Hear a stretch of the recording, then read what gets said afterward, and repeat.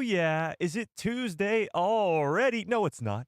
It's Christmas Eve, but it's also Tuesday. We have episode 5 of Skeleton Crew coming out in 7 hours, and now we have the great task of Star Wars fans to predict what's coming in this 5th episode of Skeleton Crew and what's going down in the back half of this Skeleton Crew series. I think we're going to have the craziest episode we've seen so far from this Skeleton Crew series tonight in 7 hours. So let's predict all of it. I got some crazy theories going around, but we're going to talk about it all. What's up, everybody? How's everybody doing on this fine Tuesday afternoon? Happy holidays, Merry Christmas, whatever you want to call it. Happy holidays to all you guys at home. Hang on, let me fix this. Okay. Merry Christmas to everybody. Merry Christmas Eve, I guess. For some people, it's actually Christmas now. I don't know. The world is a strange place, but for me, it's Christmas Eve, so Merry Christmas Eve to all of you guys. I will be dressed as Santa during the watch party. That has been confirmed. That is not a leak. That is a confirmation. And today I'm wearing my nice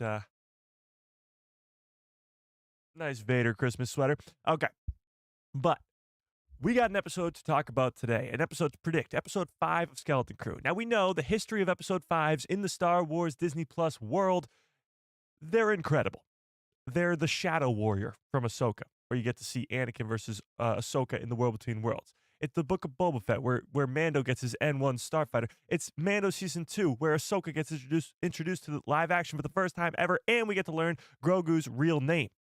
Episode 5s never miss when it comes to Disney Plus shows, and I got a feeling that Skeleton Crew is going to up the ante even more, if that's possible. Actually, I don't know if that's possible, because the last two were Knight in the Acolyte, which was the most badass lightsaber duel we've gotten since 2005, and Ahsoka, which was, of course, the Shadow Warrior. So it's hard to top that, but I do think it can be on the same level.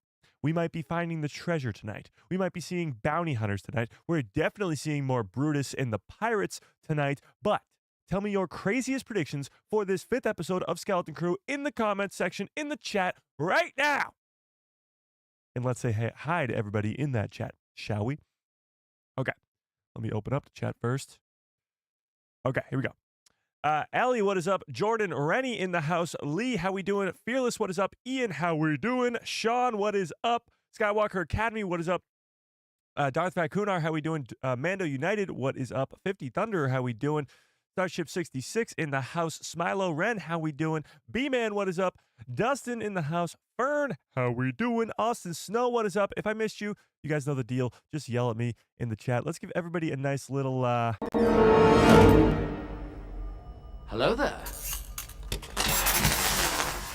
General Kenobi. Okay, so, well, first things first, we already have a super chat. Jordan Rennie with a very generous $2 holla. I appreciate that. Jordan says, a Santa Claus impression, please.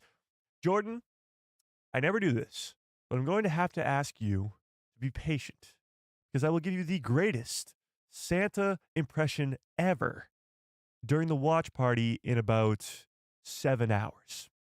Okay? So this super chat is going to be on a 7-hour delay where I will be completely dressed as Santa, and I will give you the best Santa impression you've ever seen in your life. If that's okay with you. Okay. So let's talk about Skeleton Crew. Episode 5 is tonight. It will be directed by Jake Schreier. As we see this director's list for all the episodes here, we just got through episode 4, which was by the Daniels, who did Everything Everywhere All at Once. And episode 4 was a great one, but some fans seem to think it was a filler, or it was kind of different than the first 3 episodes. It was almost like a step back, and I don't agree with that, but I see their arguments. Episode 5 is Jake Schreier. Yeah. And Jake is the director of next year's Marvel movie called The Thunderbolts. Don't really know much about this guy. I don't know how good of a director he is, but we do have some behind-the-scenes looks at what we know is coming in this 5th episode, because Jake Schreier is in those behind-the-scenes images. So let's take a look at this one. This one's pretty wild and confirms that, yes, we'll be getting more Brutus tonight, which is pretty cool, because a lot of fans have been big fans of this Brutus character and the pirates in general. And over the last sort of episode and a half, we haven't gotten any pirates. None. we got to see the kids escape the pirate port, and since then, no pirates. However, when they did escape that pirate port, we got this. I have so many tabs open right now. We got this.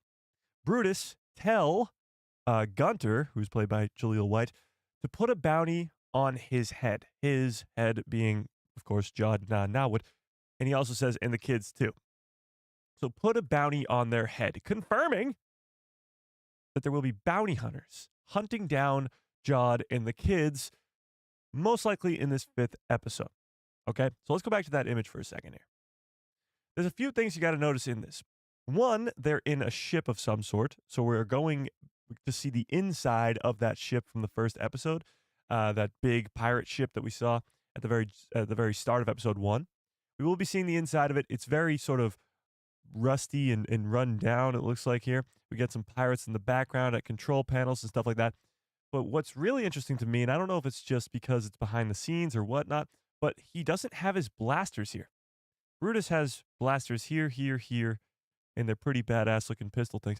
They're not there. So he was either one just in a firefight and used them, or he's just hanging out. I don't know. But either way, Brutus will be in this episode. Now, what's weird about that is we just said how he's calling in bounty hunters to go find the kids and Jod. So then why would he be going to find the kids and Jod? Well, the bounty hunter must have found them.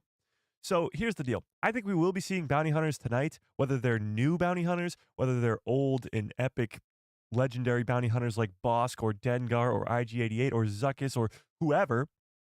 That remains to be seen. But tell me in the chat, who do you think, when Brutus says bounty hunters or put a bounty on their head, who do you think will be the bounty hunters that show up? New bounty hunters? Old bounty hunters? Badass bounty hunters? Who do we think? Cad Bane? Cad Bane? I don't think it's Cad Bane, but it's a possibility, I guess, that Boss could be one of them, that Dengar could be one of them. I think they're going to go throwback like they've been doing with this entire show. It feels like the original trilogy. It feels like the cantina on Tatooine. It feels like that kind of vibe with this Skeleton Crew series. It would not surprise me if we got to see that lineup. Maybe not the whole lineup, but a lot of those background bounty hunters from The Empire Strikes Back. It would just be cool. We've already seen for Loom. I don't know. You guys were saying I was saying it wrong. I don't care. For Loom, we already saw him in the Kenobi series. So bringing these bounty hunters back to reality, back to live action, back to the Star Wars canon is not that far-fetched. We've seen it happen before within the last 2 years. Dengar, new bounty hunters, okay. Luke in disguise? I don't think so. Luke, okay. Actually, the Mandalorian and Grogu. So Din Djarin, yes, is a bounty hunter. But the last time we saw him, he kind of turned the other cheek. He's become a good guy now. He's no longer just a murderous bounty hunter, as Jod puts it. And he's kind of helping people. He's actually now helping the New Republic as well. So there is a possibility that Din and Grogu enter the scene. I wouldn't guess it would be episode 5, maybe later on in the series. But he wouldn't be hunting down the kids. It would be more likely that he's trying to help the kids be safe and be free and I don't know, something like that. Yeah. IG-88 was killed. We see him dead in episode 5 or 6. What? What is that? I do not recall this. Bosk is the lizard one. Yes, he is. Indeed, he is. Trandoshan. Indeed. You think it'll be just some random bounty hunter dude? Okay. All right. But either way, this is Jake Schreiber on the right here, and this is Brutus. So we're going to be getting a lot more pirates in this 5th episode. Now, let's talk about the treasure, okay? I think we will actually be seeing this room in tonight's episode. And here's why, okay? When asked to describe his episode in one word, Jake said, booby traps. This is where the fun begins. Yes, booby traps. Okay, so we've seen a couple booby traps in the trailers for Skeleton Crew. Actually, I got it pulled up right here. So if we look at this back half of the original trailer, or actually the second trailer, but you know. A crew of murderous pirates is coming. Something's wrong. They're not going to just turn up. We need to find them. We're not alone down here. I think this weird thing could be in tonight's episode. Maybe. Would he be considered a booby trap? Probably not, but maybe. Be warned of booby traps. This sort of booby trap type stuff here. Pirates and mountains where none dare to go. If you hear this, But this does. All right, let me rewind this for a second here. We're not alone down here.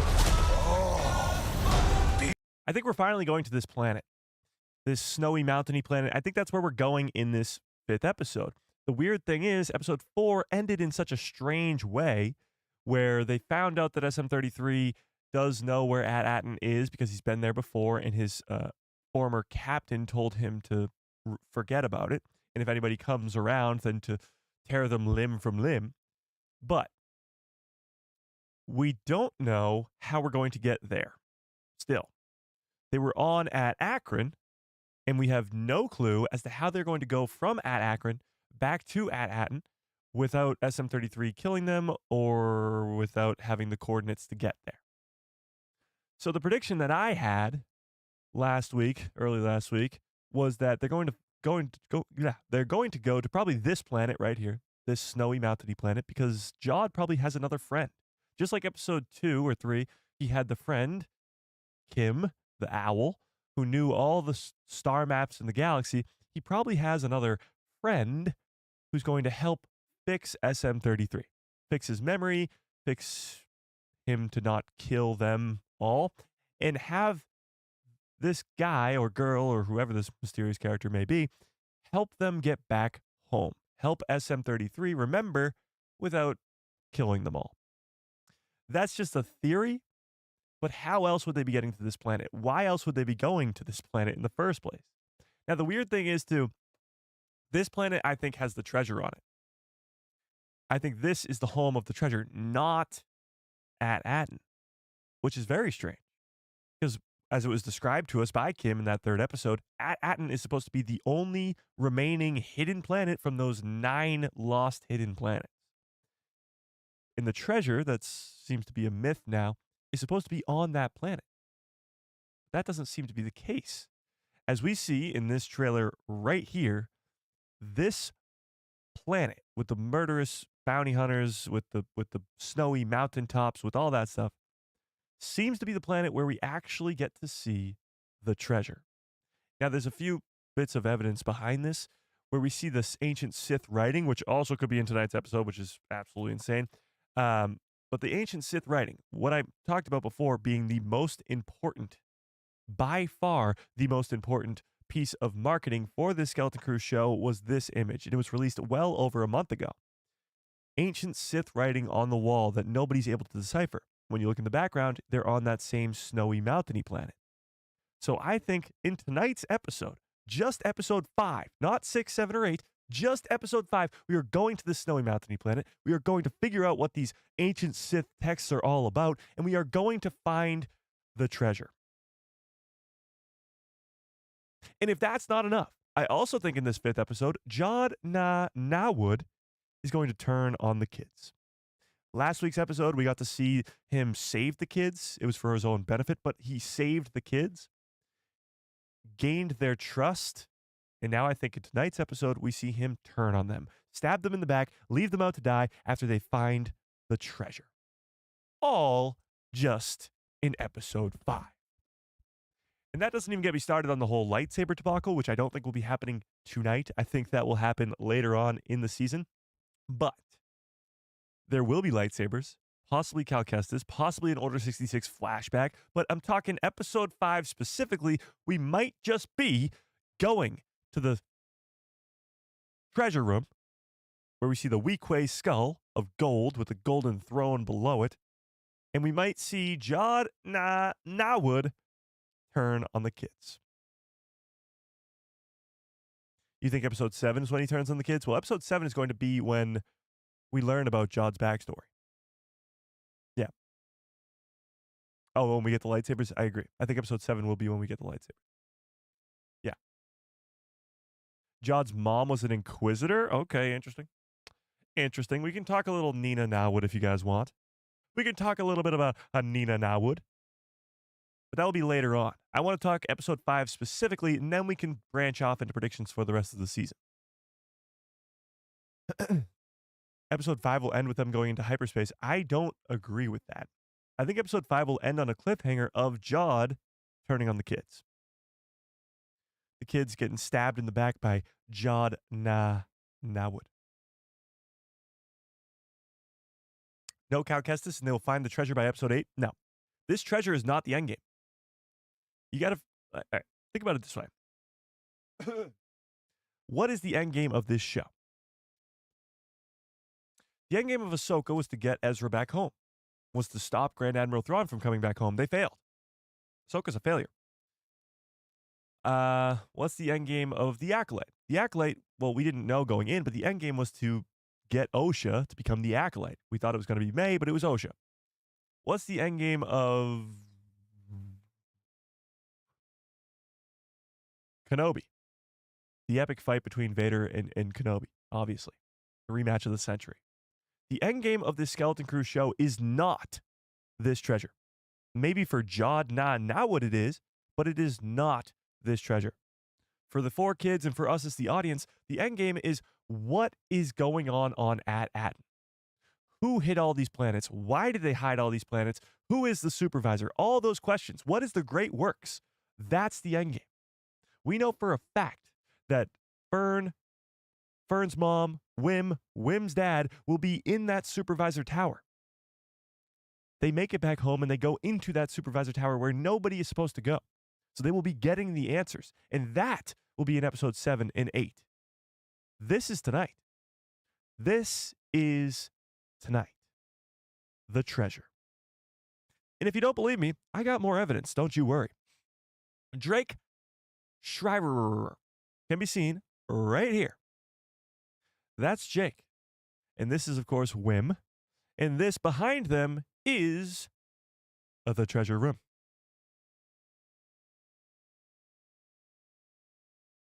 Shout out to Navarro for this one. Navarro sent this one to the Discord. If you are not yet in the Discord, there's a link in the description below to a Discord called The People Who Love Star Wars. Go join it immediately. But let's talk about this. Episode 5s in Disney Plus series seem to be the turning points, seem to be the big sort of, this is it. It takes us into the back half of the season. It takes us towards the end goal, but it usually is a very important and very good episode. Just like Ahsoka, just like The Acolyte, just like The Mandalorian, just like The Book of Boba Fett, just like all of the shows. Episode 5 has always been amazing and pushed us towards the back half of the season, towards the end game. And that's what this is going to be. This episode, I think, tonight is going to blow our freaking minds. We're going to see the treasure. We're going to find the treasure. We're going to maybe get some answers about that Sith writing on the wall. I honestly don't know if we'll get any answers. I think we might just see this. We'll see the writing on the wall, and we will have no idea what it says. Jod might know what it says, which would be a big concern to us because how can he read ancient Sith writing if he's not a frickin' Sith himself?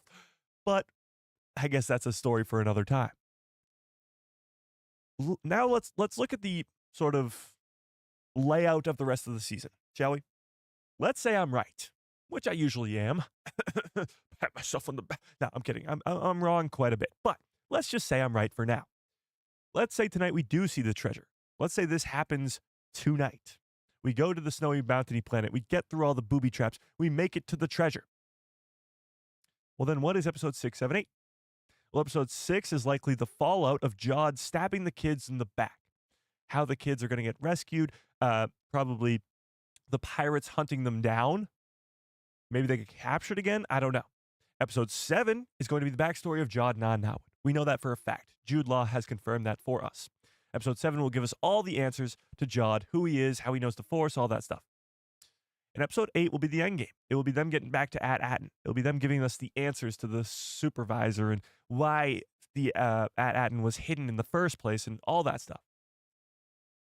So when you look at it that way, it makes perfect sense that the treasure will be found tonight in Jake Schreier's episode, where you can see the treasure right behind him, behind the scenes right there.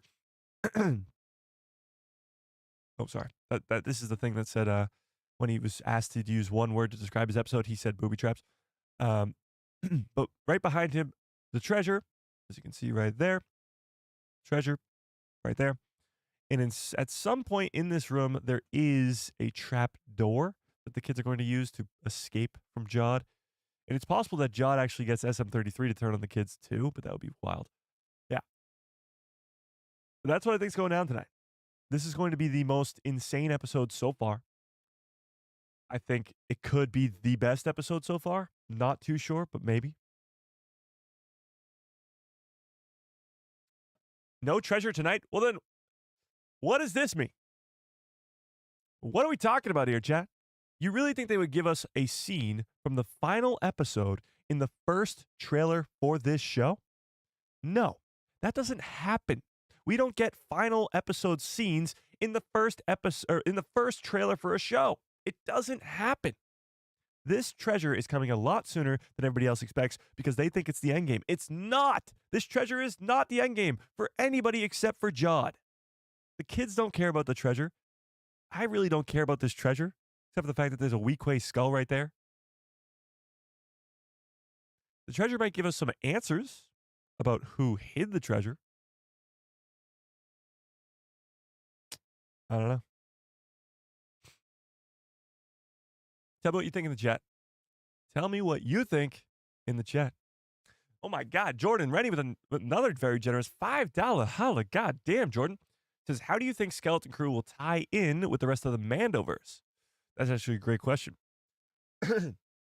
Let's talk about that for a second. How is Skeleton Crew going to tie into everything else? Well, a lot of fans don't want it to.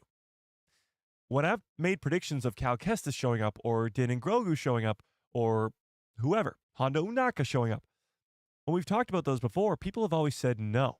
They want Skeleton Crew to remain its own thing, its own specimen, so to speak. They don't want it to connect to anything else. And I understand that from sort of an outside perspective. If you don't like The Mandalorian, or you don't like Cal Kestis, or whatever it may be, you don't want it to connect to anything else because maybe it will dilute it, or whatever it may be. I get it, but I could not disagree more. Every Star Wars project exists in the same universe, and for that reason alone, it should connect to each other. It doesn't have to be like specific characters show up in everything, like Ahsoka shouldn't be in Skeleton Crew, Luke Skywalker shouldn't be in Skeleton Crew, but it exists in the same universe. It's the same story of the same characters in the same universe, so it should be connected. At this time in the universe, Grand Admiral Thrawn has just returned, and he is now becoming the heir to the Empire. The New Republic is controlling the galaxy, so they should have a presence in this show, which they already have. And we know that they will again, most likely in this 5th episode. We've seen X-Wings in the 3rd episode, and we are going to see X-Wings when we get to this snowy mountainy planet. So we will see the New Republic because they're the reigning Republic of this time, connecting to all the other projects, obviously. There has to be a through line through all of this. So every Star Wars project that ever gets released needs to be connected. But to answer your question, Jordan, on how it will tie together specifically, well, there's a few different ways. One, I think it is possible that we could see specific characters, Din and Grogu. That would be an easy one. Or maybe a little less specific, but like a Carson Teva. Carson Teva's been in The Book of Boba Fett, The Mandalorian, Ahsoka. He's been that sort of tie to all these different shows. And having him show up in an X-Wing in this Skeleton Crew series would not be that far-fetched. And would be a through line through all these other shows. Now, there is the whole idea that this is the last show before the Mandalorian and Grogu movie in the Mandoverse. So this is the last thing that can set up that Mandalorian and Grogu movie. I don't know if it's going to set it up in any specific way. Like, if Grand Admiral Thrawn will show up at the end of the Skeleton Crew series, I don't think so. But I guess never say never. I really have no idea. We'll find out. But I do think Skeleton Crew will tie in to the greater Mandoverse and the greater Star Wars story, for sure. Maybe an Order 66 flashback even could tie it to the prequel trilogy. We got to know how Jog got those Force powers somehow. But I appreciate it, Jordan. I really, really do. All right, let's put up a poll in the chat because you guys are kind of anti my theory right now. I see you all in the chat saying, no way we're getting that treasure tonight, Mike. I see you in the chat. But let's ask, do you think we will see, or we will, see the treasure tonight? Yes or no? Do you think episode 5 will give us the treasure room and possibly a Jod Nawood turning on him, turning on the rest of the kids? Smile Loren says, that's not true. There's Ahsoka season 2. What? What are you talking about? Yes, there is an Ahsoka season 2.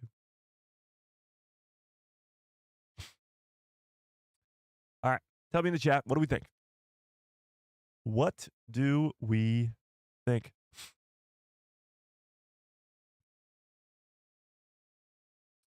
Okay. The treasure room gives me Indiana Jones vibes. It's true. I mean, this Pirates gives you sort of that Pirates of the Caribbean vibes. We've gotten Pirates of the Caribbean Easter eggs in the first couple episodes. But yeah, it also gives you the Indiana Jones vibes. Treasure, of course. Maybe we'll get some throw me the whip, throw me the idol type deal. Maybe. But I do think that this treasure room is definitely going to be in episode 5, and I will die on that hill.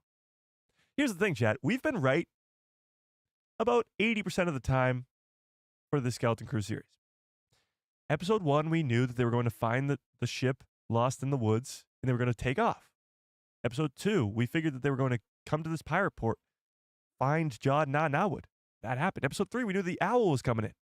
They were going to find that friend and escape from the pirate port. That happened. Episode 4, we were predicting that they were going to go to a different planet that wasn't At-Atten, that was one of the other hidden planets. I didn't know it was going to be an exact clone replica of the other planet. I didn't know it was going to be called At-Akron, but we knew that they weren't going back home yet. They weren't going to At-Atten. Now, in this 5th episode, and moving forward into the 6th, 7th, and 8th, I feel like we don't know as much going in. So our predictions may be a little bit off. But I'm going hard on this one. I'm going balls to the wall. That doesn't even make sense. But I'm going hard on this one, and I'm predicting that we will be seeing the treasure room tonight. And not only that, that Jod Nawood will turn on the kids and will spiral us into just craziness going into the last 3 episodes. But if you disagree, give me your predictions for tonight's episode. Episode 5 will have bounty hunters in action. I think there's time for that too. I also think this episode will be a longer one than last week's. Yeah. But we'll see about that. Again, runtime doesn't really mean much.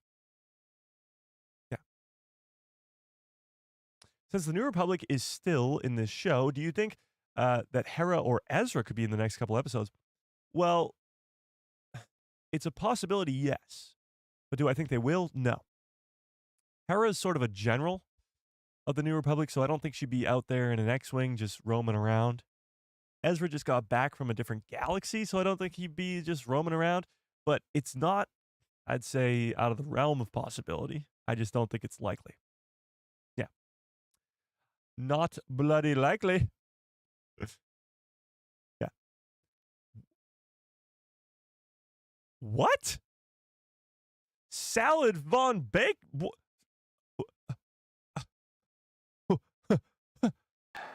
This is where the fun begins.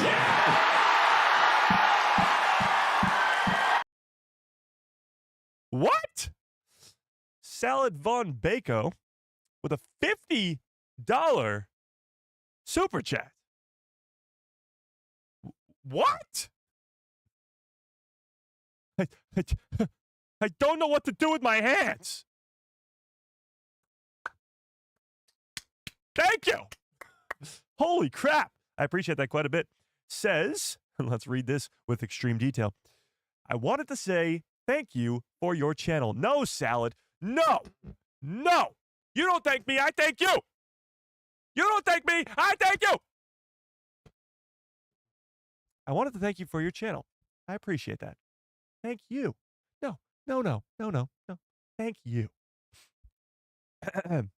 I was getting discouraged by all the negativity out there in the Star Wars universe, in the Star Wars fandom, sorry, until I found your channel a few months ago.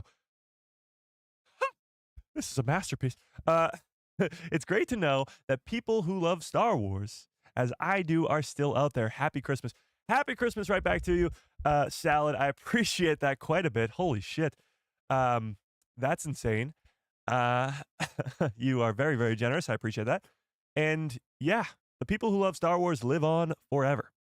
The goal by when I made this channel 4 years ago was to make this people who love Star Wars, this community where negativity is not really around. Yes, we can talk negatively about Star Wars, but we can do it in a civilized way. If we don't like a specific episode of a show or a specific movie or whatever it may be, we can talk about it and be civil. But for the most part, we are pretty positive about Star Wars, and that's what I think draws a lot of you here. Like Salad just said, it's discouraging seeing the entire Star Wars fandom be negative all the time. So I appreciate that quite a bit. I really, really do. That is insanely generous. And happy Christmas right back to you. Oh, Darth Plagueis lives with a $5 haul, sorry. Darth Plagueis, I appreciate that too. Says, happy holidays, Mike and chat. Appreciate that. Hope you all have a great Christmas. Hope you have a great Christmas too. You know what? I hope you have a great Christmas too. Oh my God, you guys are feeling generous today. Tony with a 5 gifted memberships from Tony. I appreciate that. Means we have 5 new members. Ooh, I love to see a bunch of familiar faces get those too. Darth, Thor, WUV grad, Matt, Lucas, and Tim. Welcome to the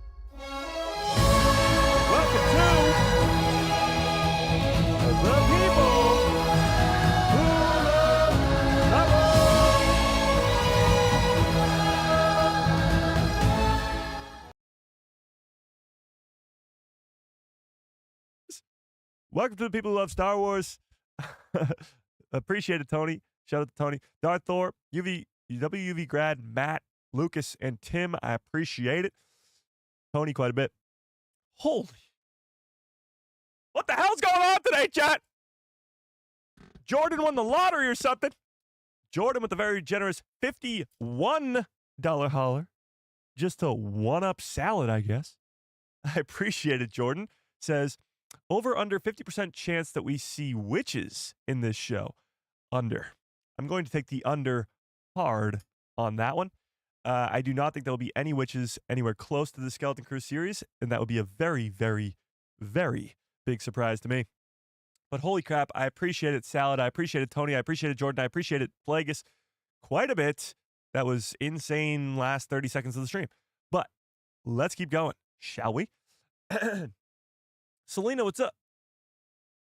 Smilo Ren. Oh, I already read that.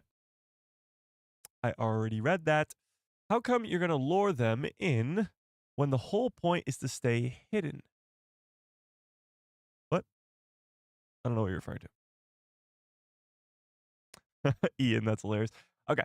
Melodies of Light says the logical move would be to use the coordinates that they found to go to another planet in hopes of finding another tower that is intact with the coordinates to At-Aten. That is true. That would be the logical move. However, they have no idea if any of the other 7, I guess, hidden planets have an intact tower. The tower that was on at Akron was barely still standing. So the possibilities or the chances of there being a standing tower on any of the other planets are probably very low, seeing that all these other planets were destroyed as well. Now, it is the logical thing to go do that, but there's also another logical thing, and that is to fix SM-33 because he has the coordinates in his head. He has all the answers sitting right there in front of them. So that's why I think it's possible that, yes, they could go to one of those other planets. And it's possible that because these planets were destroyed so long ago, that planet could be thriving now. That planet could be the snowy, mountainy planet that we see in the trailer. That's a possibility. Definitely a possibility. But another logical explanation is that they go to find somebody that Jod knows that can fix SM-33. Fix his memory and get back those coordinates. Yeah. You're absolutely not wrong. You are absolutely not wrong. Darth Thor says, I think you are spot on. I think we will end we end with the kids being stuck in this treasure planet for episode 5. Yes, I agree with that. I agree.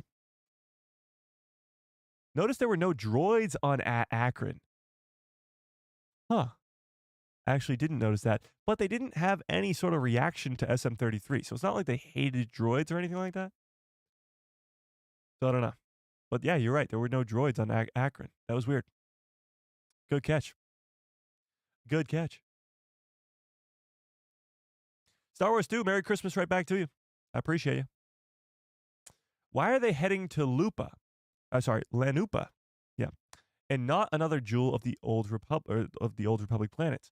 Well, that's a great question. So, Lanopa, whatever it's called. Lanopa is the name of this snowy mountainy planet that has been somewhat confirmed.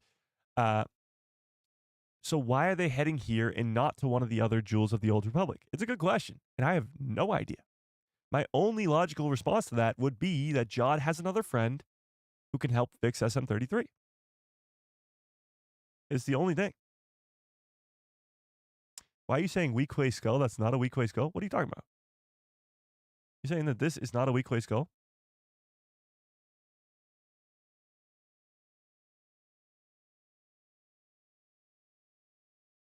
What?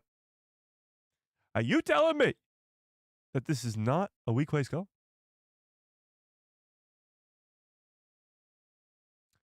Did I miss something, chat? Do you think that Jod is going to use the Force tonight? I hope so. He hasn't used the Force in a couple episodes. He didn't use it in episode 4. I guess he used it in episode 3, but he didn't use it in the back half of episode 3. So it's been a while. Yeah. They're airing a new episode tonight? Crazy. I know. It's pretty wild the way that this is set up because we not only have an episode tonight, which is Christmas Eve, but we also have an episode a week from tonight, which is New Year's Eve. So for all those people who celebrate New Year's as well in the United States, we'll be having a watch party on New Year's Eve too. And of course, I have to make a breakdown video, so I'm going to be up all night on Christmas and New Year's Eve making breakdown videos. I'm not mad. I'm hoping that tonight's episode is really, really good, but a really, really easy breakdown video to make so that I can go to bed really early and get up and open presents and do all that fun Christmassy stuff, you know? So if anybody in the Discord wants to help me make this breakdown video by sending me like Easter eggs and stuff like that, that'd be fantastic. But yeah, we'll all hands on deck for sure. Yeah. Anthony says, based on where we are in the story, Mike, I'd say that the next episode will particularly focus on both parents of the lost kids and the bounty hunters that they've hired. Okay, let's talk about that too. So these scenes from At-Atten, Something's wrong. They're not. haven't happened yet. I thought they would happen last week. Actually, I thought they would happen 2 weeks ago. We haven't met back up with the parents in quite some time, since the beginning of episode 3. It's been a long time since we've met up with the people on At-Atten. And we know that Wim's dad, Burn's mom, they'll be looking into the disappearance of their kids. Obviously, they're concerned because their kids are gone.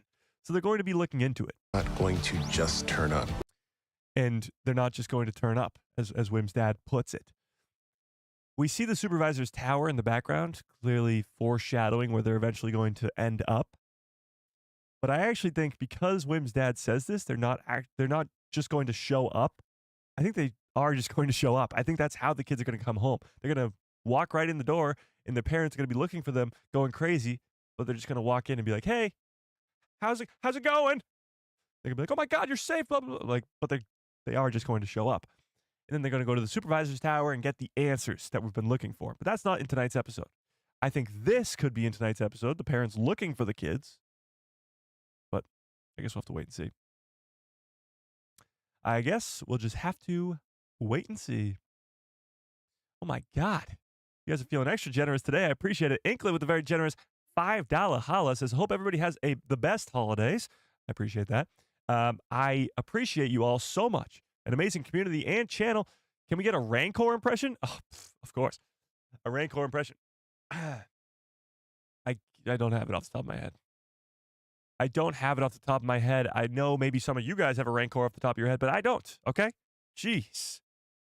Sue me. No, don't sue me. Don't do that. Let's not joke about that in this Star Wars fan. Okay, sorry. That was, if you know, you know. All right, Rancor.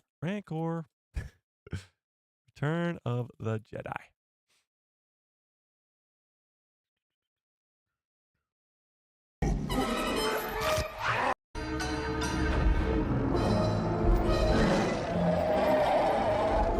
Oh, I can make that noise. Here we go.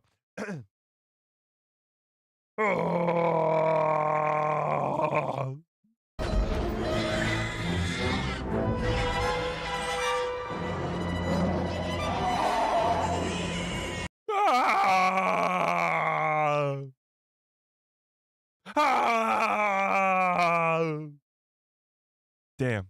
Next time they bring a Rancor back into Star Wars, maybe Book of Boba Fett Season 2, they should just have me do it.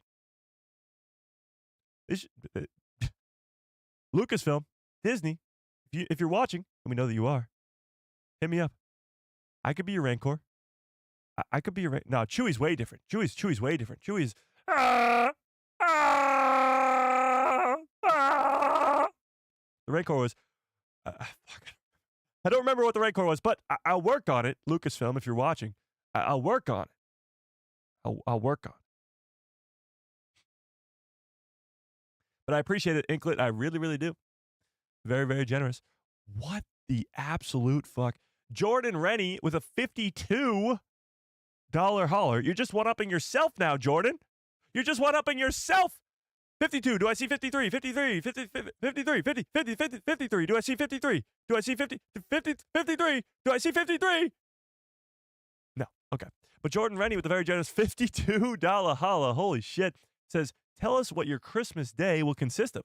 We need the details. What is your breakfast, lunch, dinner? Who are you spending it with? Along with ourselves and the watch party, of course. Yes. So Christmas works a little different for all of us because the timing of the world. So Christmas isn't until tomorrow for me. Right now, maybe for some of you, it is Christmas right now. But for me, it's tomorrow. It's in about 10 hours. And of course, I'll start off my day by making a breakdown video. Hopefully get to bed by 3 in the morning if I can. But last couple weeks, my breakdown videos have been taking me till 5 in the morning. So hopefully we can get a quick breakdown video tonight. With that being said, after that, I will go to bed. Maybe I don't know. It's Christmas, so we're gonna want to wake up early. So I don't know, 10, hopefully, if we're lucky. 10 o'clock, wake up, breakfast. Now, hear me out. You guys might be like, you, Mike, I'm unsubscribing. This is disgusting. What's wrong with you? Maybe I don't want to tell you guys now, actually.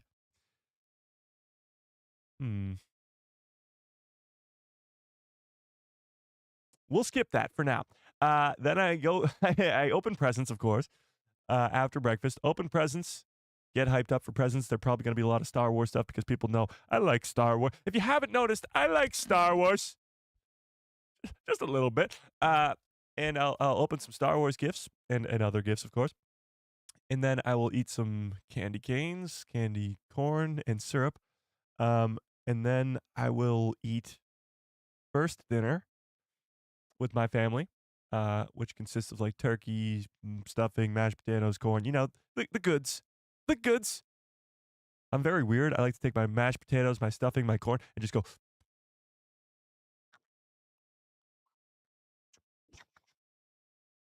And then just shove it all down my gullet. And then I'll have second dinner with Samantha's. Actually, yeah, I'll have first dinner, second dinner. I actually go over to another side of my family to go have third dinner and dessert. And then I'll have fourth dinner, fifth dinner, sixth dinner. Then it'll probably be around like midnight where I'll have second dessert, third dessert. Yeah. Then we go from there. Mimosas for breakfast? No. No. You guys want to know what that gross thing was? I like turkey neck and liver. Okay, sue me. All right. No, we can't joke about that here. We talked about that already. I like turkey neck. It's the greatest breakfast on holidays of all time. Thanksgiving, Christmas, Easter, turkey neck, sign me up. It's the best.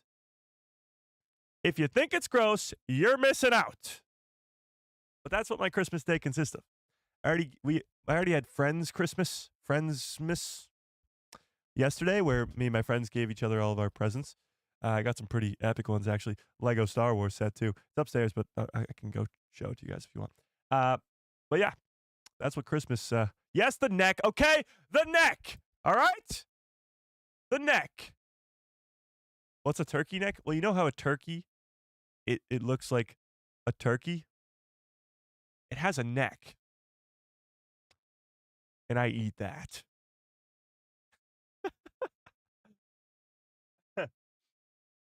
Yeah.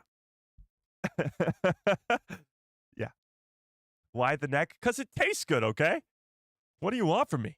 But I appreciate it, Jordan. That is extremely generous. You guys are insane. I appreciate it quite a bit. John Groom with a $10 holla. John, I appreciate that. Says, Happy Christmas, Mike. Happy Christmas right back to you. Merry Christmas Eve, everyone. Would love a Queel impression. I have spoken. I can give you a Queel impression. I can give you a Queel.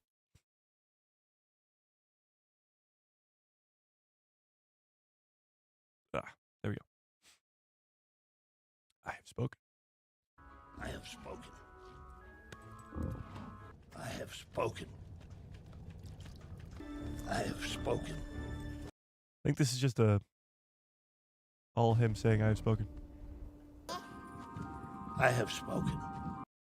I have spoken. I have spoken. I have spoken. I have spoken. That's not him, but we're getting there. I have spoken. I have spoken. I have spoken. I have spoken. I have spoken. I don't know why I'm going to like a southern voice right now. I have spoken. No.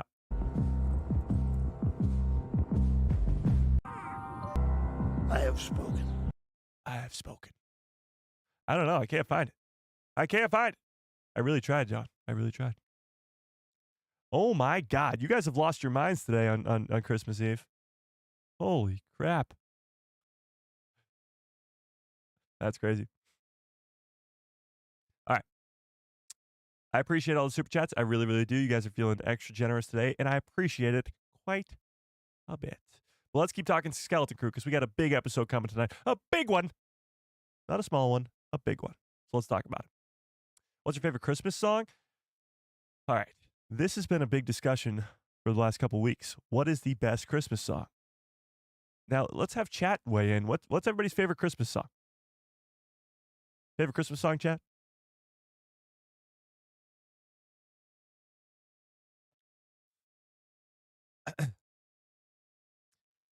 I say.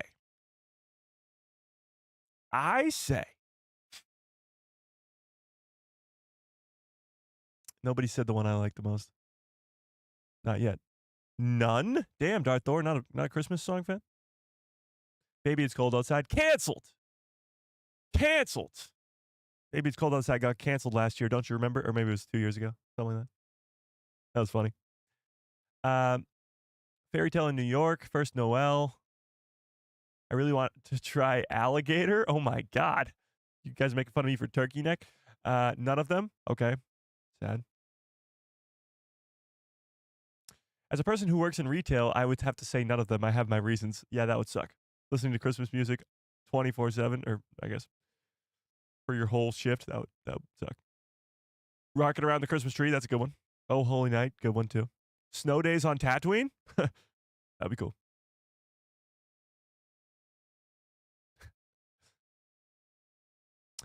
Nobody said the one that I think is the best, but I say it's Sleigh Ride by the Ronettes. If you don't know what song that is, it goes. You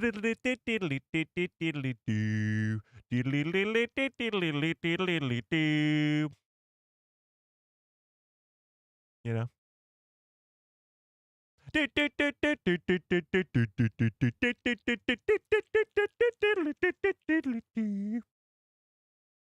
Ring-a-ling-a-ling-a-ding-dong-ding. Yeah, that one. It's a banger. I told you. One of the best. Yeah. Yeah. All I want for Christmas is you. I was waiting for somebody to say that. Yeah. Mariah Carey, of course. Of course.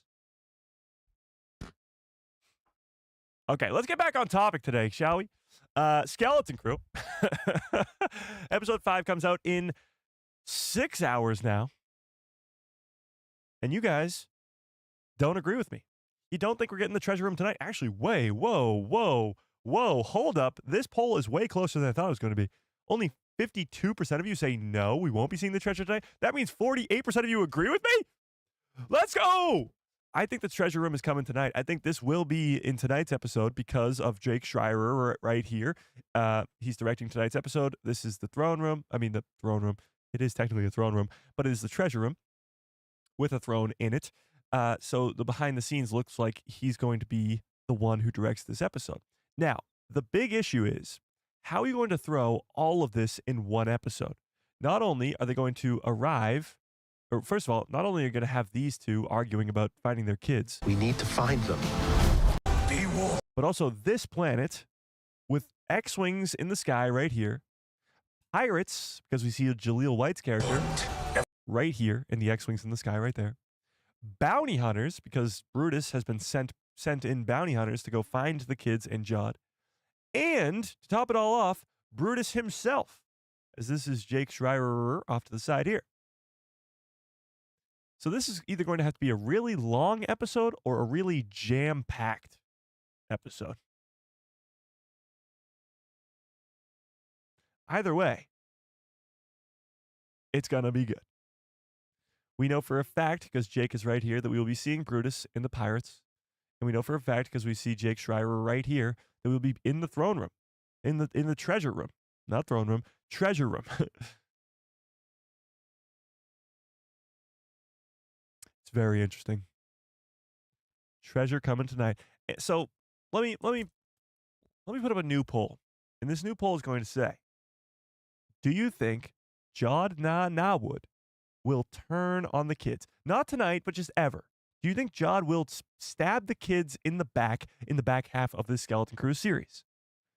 To me, this one scene right here says it all. They entered the throne room, or the God! Not the throne room, the treasure room. It has a throne in it, okay, chat? They enter the treasure room, and this scene says it all. All the kids standing in awe of what they're looking at. Fern's like, what the hell? KB's like, what? Neil's like, oh my God. And Wim's like, what? And Jod is standing all the way in the back behind them in the shadows, literally ready to stab them in the back.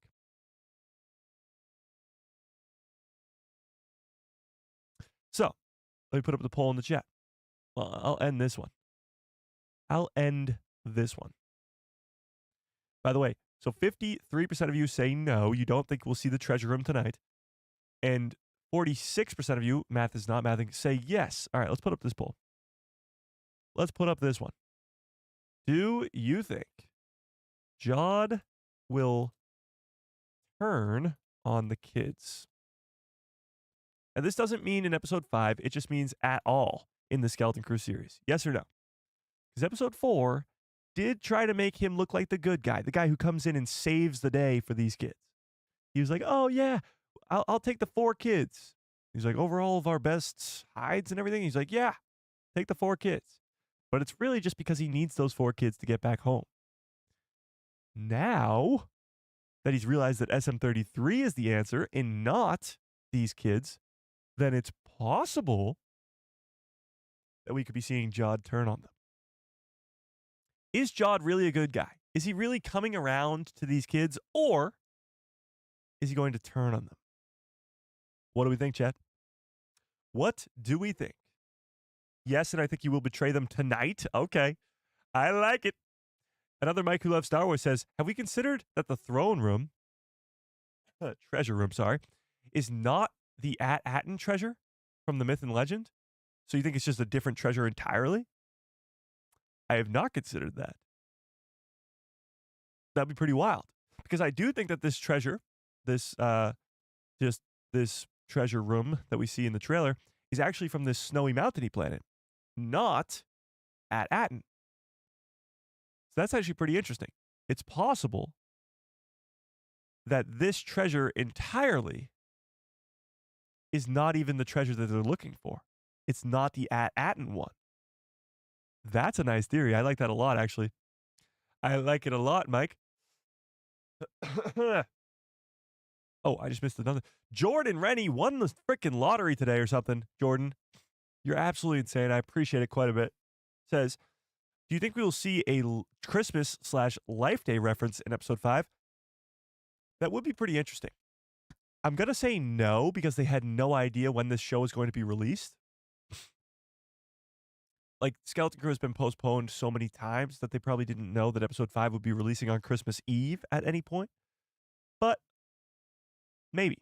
Maybe they threw something in there. Yeah. Yeah.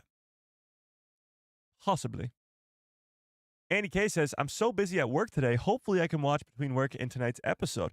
Don't worry about it, Andy K. I appreciate it, but have fun at work. And work real hard. Lee says, Jod is in the back because he had an altercation with the treasure owner, Hondo Unaka. All right, let's talk a little bit of Hondo Unaka for a second here. The big theory coming into the Skeleton Crew series was that Hondo would be in it. His ship was in episode 3. But Hondo himself has not been seen or referenced or really, nothing has been close to seeing Hondo Unaka yet, other than his ship being in episode 3. So the big question remains, will we see Hondo Unaka in this show? It's a show about pirates. And as some people who work on Lucasfilm and on Star Wars Outlaws have put it, you can't have something about pirates that doesn't have the pirate Hondo Unaka in it. And that's still what drives me to believe that Hondo could be in this series. However, we are now past the halfway point of the Skeleton Crew show, and Hondo does not look like he is coming anytime soon. So the question remains, will Hondo Unaka be in the Skeleton Crew series? I think when we pulled this up before the show aired, it was like 70-30, probably even more than that. People saying, yes, he will be in the show. But I'm interested to see where you guys are at now. Do you think Hondo is still going to be in this Skeleton Crew series? I definitely have my doubts. After 4 episodes of not seeing him, I have my doubts. But tell me what you think in the chat. Yeah.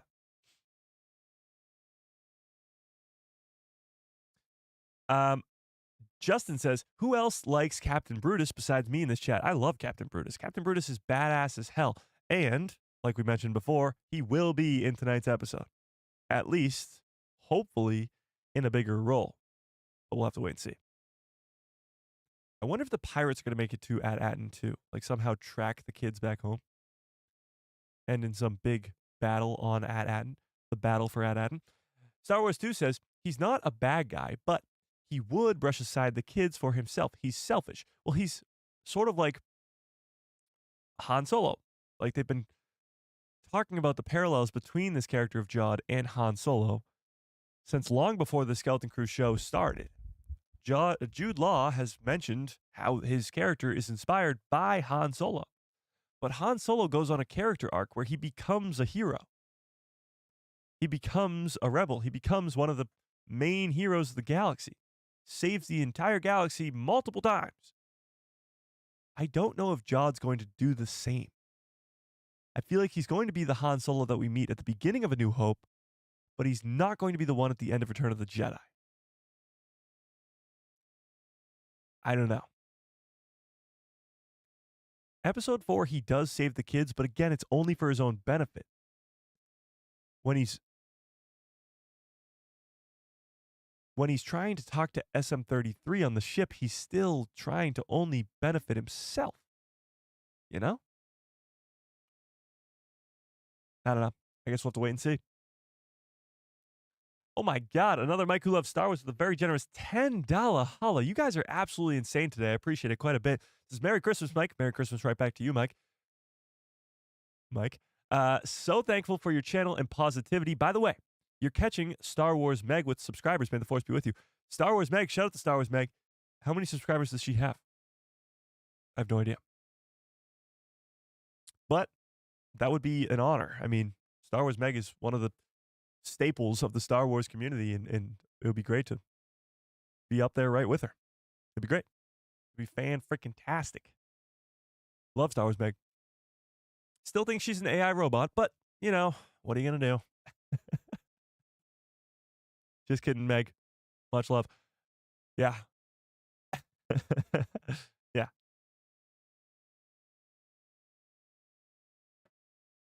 But I appreciate it, Mike. I really, really do. Jedi Sith says Jod will get captured by this on the snow planet, and they go to see the droids when they go to see the droid smith. So you do think that they will be going to see a droid smith. Interesting. The kids will have to go plead to the leader to get him back. He's a week away, and then they get to see his throne room, not the treasure room. So you think that the kids go to this snowy mountainy planet, Jod gets captured, and for them to save Jod, well, they have to save Jod, and then they go find a treasure on this planet that has nothing to do with the treasure on At-Aten. That's crazy.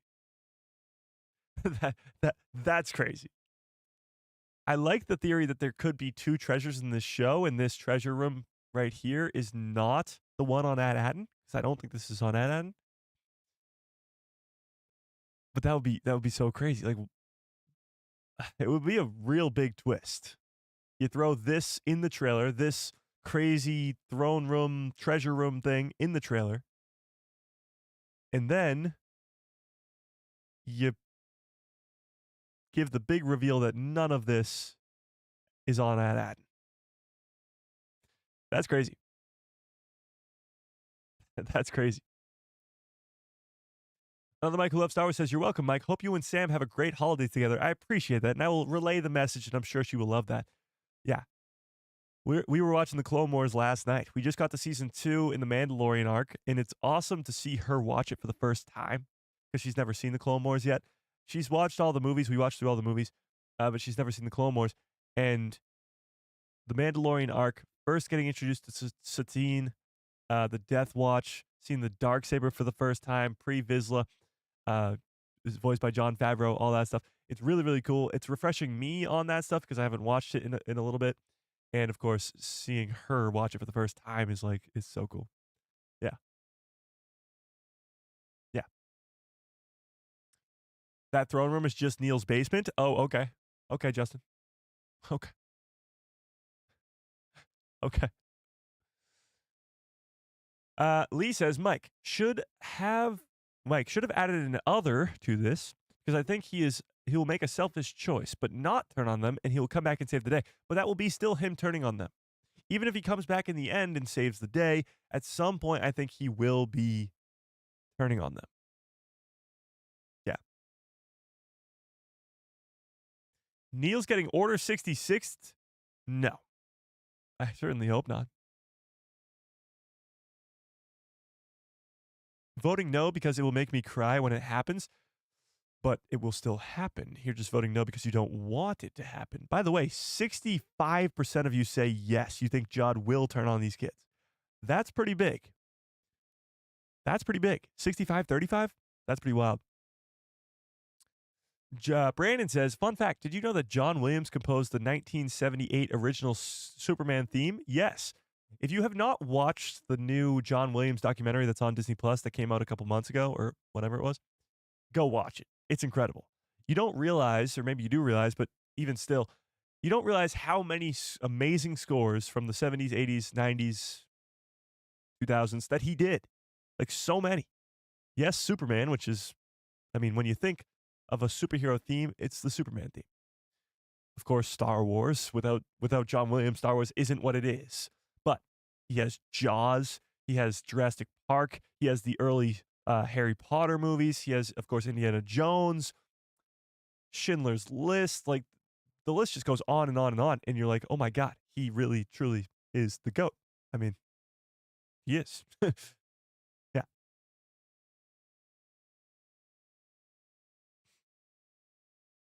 Sent another super chat. Did I miss one? Oh, no, I saw it. I saw it.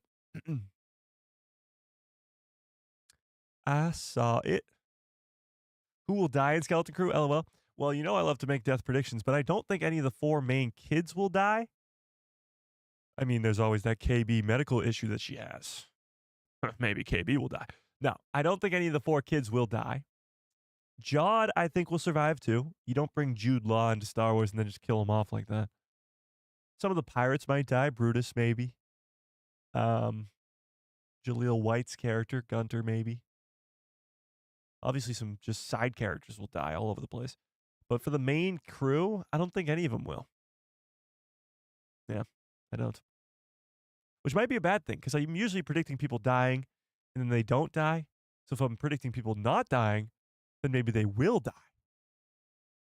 A little Uno reverse there. Yeah.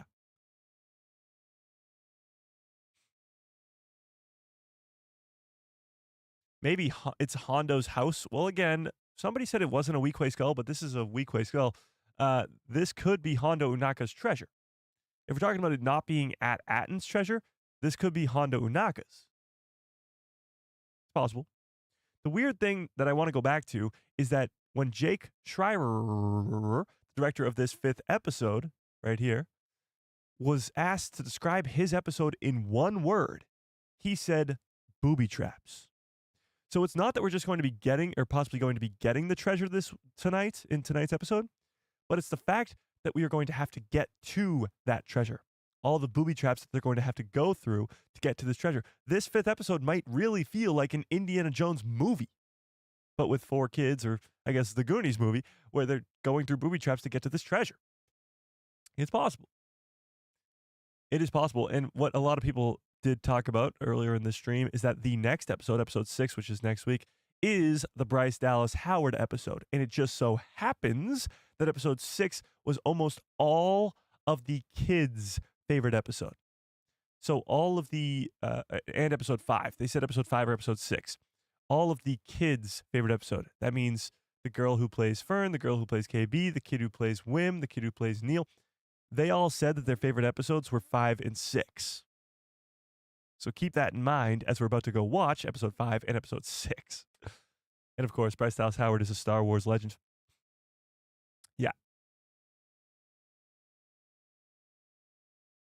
Rebel Sith says, no, he won't turn on the kids, and they will have to get, he won't turn on the kids, but they will have to get him back from capture. Not a treasure room, but a throne room on the snow planet, or is the snow planet's leader. I don't know. It seems like this treasure is hidden away. Like it's not just the leader's bunker or treasure or anything like that. It does seem like it's hidden away and really, really old. Like really old. But I guess we'll have to wait and see. Booby traps, chat. The one word to describe tonight's episode is booby traps. Crazy. Lightsabers in episode 5 or 6. All right, let's talk about that. So the big reveal from this week was this line from the actress who plays Fern. Yikes. How could you, man? Sorry, too quiet.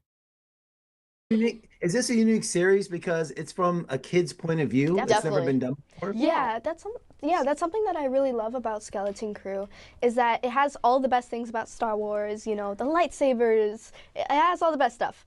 But deep down, there's also like this really heartfelt story of these kids.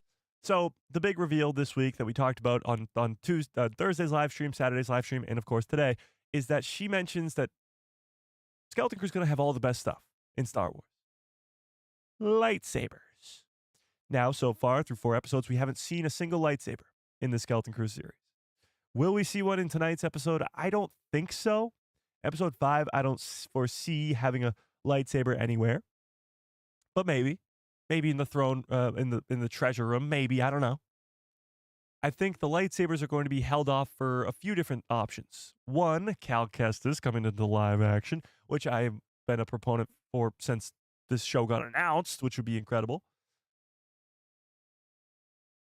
There's other Force users that have lightsabers at this time. You got Luke Skywalker, you got Ezra Bridger, you got Sabine and Ahsoka, but they're off on Peridia. There's a couple possibilities for Force users with lightsabers that could be in the Skeleton Crew series. But there's also the possibility of an Order 66 flashback, which we talked about a lot on Saturday's live stream. But the possibility of seeing this so-called lightsaber in this 5th episode, I think, is probably unlikely. But tell me what you think in the chat. She clearly mentions lightsabers. Neither of them really look like she's spoiling anything here. When you look at the reaction for what she says, It's because it's from a kid's point of view. Definitely. It's never been done before. Yeah, that's something that I really love about Skeleton Crew, is that it has all the best things about Star Wars, you know, the lightsabers. So she's not like, oh shit, I effed up. I shouldn't have said that. And he's not like, oh my God, did she just say lightsabers? Neither of them have a real reaction of like, we shouldn't have said that. So that makes me believe that lightsabers are like a duh. Like, obviously there's going to be lightsabers in the Skeleton Crew series. But to me, that's not the case. Having a lightsaber in the show about pirates and kids who just go off on this adventure in the Star Wars universe, having a lightsaber is very important. Jod is a Force user, yes, but he doesn't have a lightsaber on him, from what we've seen. And we don't really know his backstory, whether he's an Order 66 survivor or not. So this big reveal of a lightsaber, although the two actors don't think it's a big deal, it's a huge deal. So the two of them, watch their reaction here. Best things about Star Wars, you know, the lightsabers, it has all the best stuff. But it deep down, there's also Neither of them make a move like, oh crap, I shouldn't have said that. Like a Tom Holland, like, oh wait, should we cut that? Or Mark Ruffalo, when they were spoiling all the MCU movies, they were like, oh crap, I shouldn't have said that. Can we cut that out? Like they didn't make any sort of motion towards that. Meaning lightsabers could play a big role in the back half of this season. Like multiple lightsabers. And here's the deal. If there's an Order 66 flashback, I feel like these kids wouldn't really know about it. They keep them in the dark so that they wouldn't spoil it. Why even tell them that there's going to be an Order 66 flashback with lightsabers in it? The only reason they would tell them, or the only thing that they could do if they told them, would be spoil it. So I actually think the fact that the Fern actress, Ryan, says this leads me to believe that her character herself, Fern, will be seeing a lightsaber. But tell me what you think in the chat. Where do you think we will be seeing a lightsaber in this Skeleton Crew series? Do you think it will be in episode 5? I don't think so, but tell me what you think in the chat. I'm guessing it's going to be episode 7 or 8, maybe episode 6, but not episode 5. But tell me what you think in the chat. Tell me what you think in the chat. And do you think Fern actually sees that lightsaber?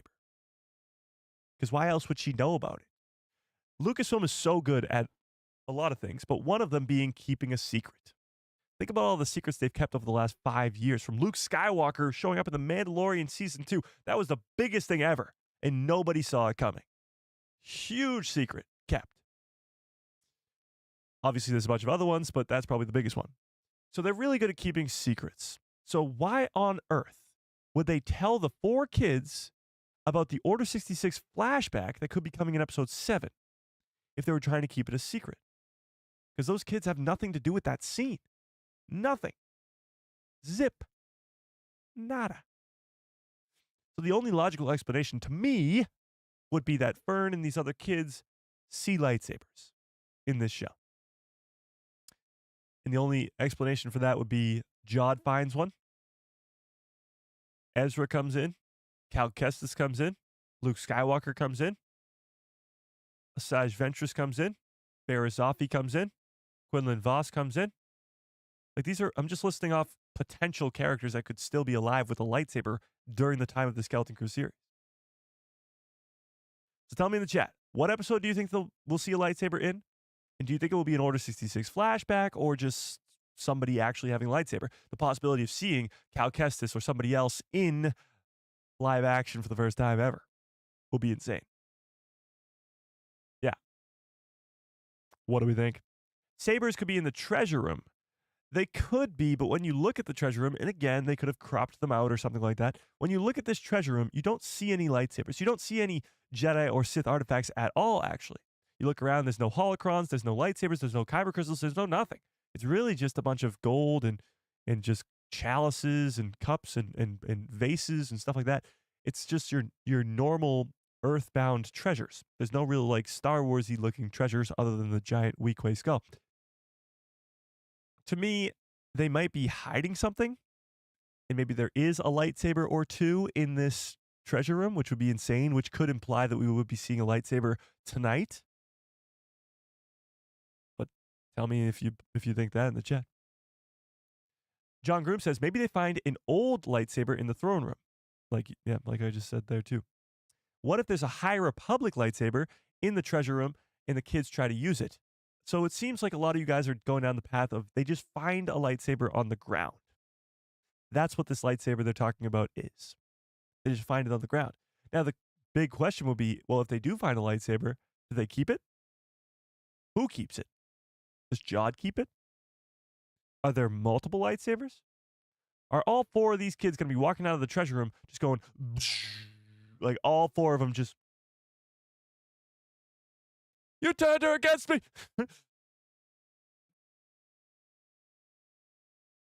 What do we think? You have done that yourself. Okay. They spoiled the MCU movies on purpose? I don't think so. When you watch some of those interviews, they definitely did not want to do that. Episode 7 will be the one with lightsabers, and I think it's going to be a training flashback with Jod and Nina Nawood. I think Jod took her last name to honor her. She probably died saving him during Order 66. Okay, let's talk about that. Jedi Nina Nawood, and again, I'll give the little quick backstory on this character. She will be played by Haley Webb if she does exist. Yeah, you heard that correctly. If she does exist. So this character only existed ever on the Google cast. When you looked up Skeleton Crew cast on Google, she only ever existed there. Then she disappeared off of that. She appeared on IMDb. Then she disappeared off of that. And now the character of Nina Nawood doesn't exist at all when you look up Skeleton Crew cast. Not at all. So one of 2 things happened. 1, this character never existed and they made a mistake. Or 2, they made a big mistake and accidentally leaked out this character that does exist that will be either Jod's mom or Jod's master or Jod's sister or Jod's wife or something like that. Because she has the last name Nawood. The possibility that Jod Nawood is just a stolen name from his former master is a good one. Now, here's the deal. What I think's going on here is Nina Nawood does exist. There's no real reason for them to make up this fake character, especially when it got moved to IMDb. That was the nail in the coffin for me. I didn't really believe it when it was on Google Cast. I didn't. I was like, okay, maybe they made a mistake. They do that all the time with the Google Casts. But when it got moved to IMDb as an actual character, that's when I went, okay, this might be real. Nina Nawood could be an actual character in the Skeleton Crew series. So the big question remains now, was Nina Nawood the master of Jod during Order 66? Like Mike puts it, is she the one who saves him and sacrifices her life like Cal Kestis' master did? Like Kanan Jarrus' master did during Order 66? Or was she just a friend? A friend, because Jod would be about 23 when Order 66 happened. So he would be a little bit older. So it's possible that Nina was just a friend of his at the Jedi Temple, another Padawan with him or another Jedi with him. And maybe she also sacrificed her life to save him and he took her name.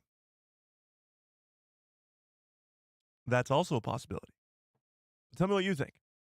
Do you think, first of all, actually, we'll pull this up. Let's pull this up. Tell me if you think Nina Nawood does exist, and tell me when you think she'll arrive and what relation she has to Jod. Is she like her actual mom? Is she related to him? Or did Jod just take the last name Nawood from his former master or former friend? By the way, do you think Jod will turn on the kids? 68% of you say yes. 68. That's a lot. That's a lot. All right, let me pull this up. Do you think Nina Nawood actually exists? Yes or no? Do you think she's a real character that will appear in the Skeleton Crew series? Or was she just a figment of our imaginations? Or Google's imagination, I should say. What do we think?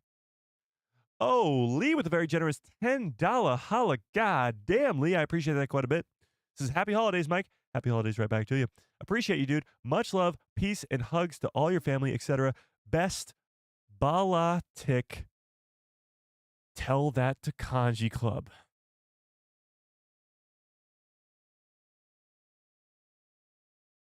Okay. Sadly, I do know who this is now. Bala Tick Star Wars. Yes. Magic Club. Yes, of course. The goat himself, Bala Tick. You're a dead man. Balatik. What's the Bala Tick. problem? The problem is we loaned you 50,000 for this job. Can you see them? No. I heard you also borrowed 50,000 from Kanja Club. I heard you also borrowed 50,000 from Kanji Club. Hang on, chat. For first take, that was pretty damn good. Hang on, let's go back. Han Solo. You're a dead man. Han Solo, you are a dead man. You are a dead man. Balatik. Han Solo. Han Solo, You're a dead man. you are a dead man. I kind of got some weird Jamaican thing going on here. Hang on. Solo. You are a dead man. You're a dead man. You are a dead man. Balatik. What's the problem? Bala Tick. Problem is we loaned you 50,000 for this job. Can you see them? No. I heard you also borrowed 50,000 from Kanja Club. I heard you also borrowed 50,000 from Kanji Club. I don't know, chat. I've gotten a lot better at this Bala Tick guy. That was pretty good. That was pretty good. I appreciate it, Lee. I really, really do. From Kanji Club. Kanji Club. Kanji Club. Okay. But I appreciate it, Lee. I really, really do. You guys are feeling extra generous today, and I appreciate it. Nina, supervisor, Nawood. No, she's definitely not the supervisor. That's for sure. Let's get back to this Nina Nawood character. Holy crap! 83% of you actually think she exists. That's a lot more than I thought. That's a lot more than I thought. Holy crap! Okay, Raheem's World. What is up, Raheem? How we doing? How we doing? All right, where were we? The kids will find a lightsaber amongst the treasure, and each kid will have a lightsaber. That would be insane. Jod doesn't use a lightsaber until episode 5, when his mom teaches him. Mara Jade? Okay. Mara Jade's mom of Crimson Jack. LOL. What? Okay, that's a crazy theory. Hi, Hodge, what's up? Says, what if the kids find all the Slade younglings' lightsabers? Well, that would be a bummer. Well, that would bring them back to Coruscant, but that would be a bummer anyway. I hope not. Look at the box near the bottom in the treasure room. Remember, Luke's lightsaber was in a box like that. Hang on, we gotta look at this. Oh, you mean this one right down here? That is true. Maz Kanata did have Luke Skywalker's lightsaber in a box. Interesting. There's also the character, we talked about Hondo Unaka, but Maz Kanata. Maz Kanata is the queen of the pirates, and she also lived for 1,000 years. So she could be involved in the Skeleton Crew series as well. Seeing the story of how she ended up with Luke Skywalker's lightsaber would be pretty dang cool. But I guess that will be a story for another time. What you're suggesting here is that this chest might have some lightsabers in it. I like it. I like it a little bit. The only problem is, again, unless they're taking it out with trailer magic, there's nothing else in this room to suggest lightsabers or Jedi artifacts. Yeah. I don't know. We'll see. Oh, Jordan Rennie won the lottery today, somehow, some way, and says, with a $10 holler, stick on the Leia Life Day song at the end of the stream. I think we'll get copy struck for that. I sadly cannot do that. But I appreciate the $10. Marquise says, those credits have got to attract a lot of attention from everyone. Yeah, absolutely. I mean, they already have credits that they gave to the pirates. They already did. C. Lee says, I don't know if Nina is really in the show. However, it would make sense because of her name. Well, yeah, but they could have made up that name. You know, somebody could have just went on Google and went, Nina Nawood. There you go. You know? Alex, what's up? Merry Christmas Eve to you. Merry Christmas Eve right back to you. Can I get some good cuz follow orders in the chat, please? Bumpa.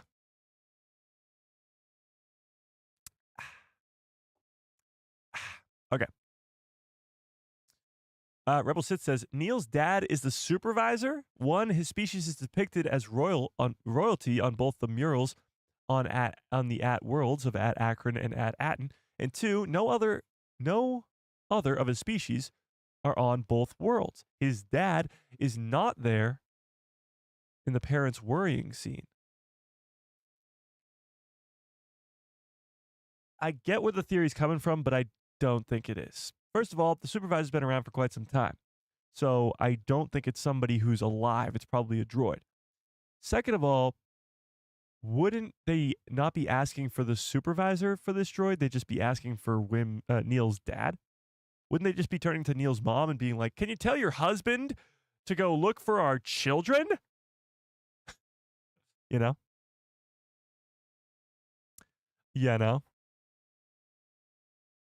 Rebel Sith says, the family seems to be too perfect. The elephant royalty man is the first thing that you see in the background when the parents are behind Wim's dad's head. Rewatch. The elephant royalty man is the first thing that you see in the background of the same parents behind Wim's dad's head. What are you talking about? In episode 3? Hang on. Episode 3, you say?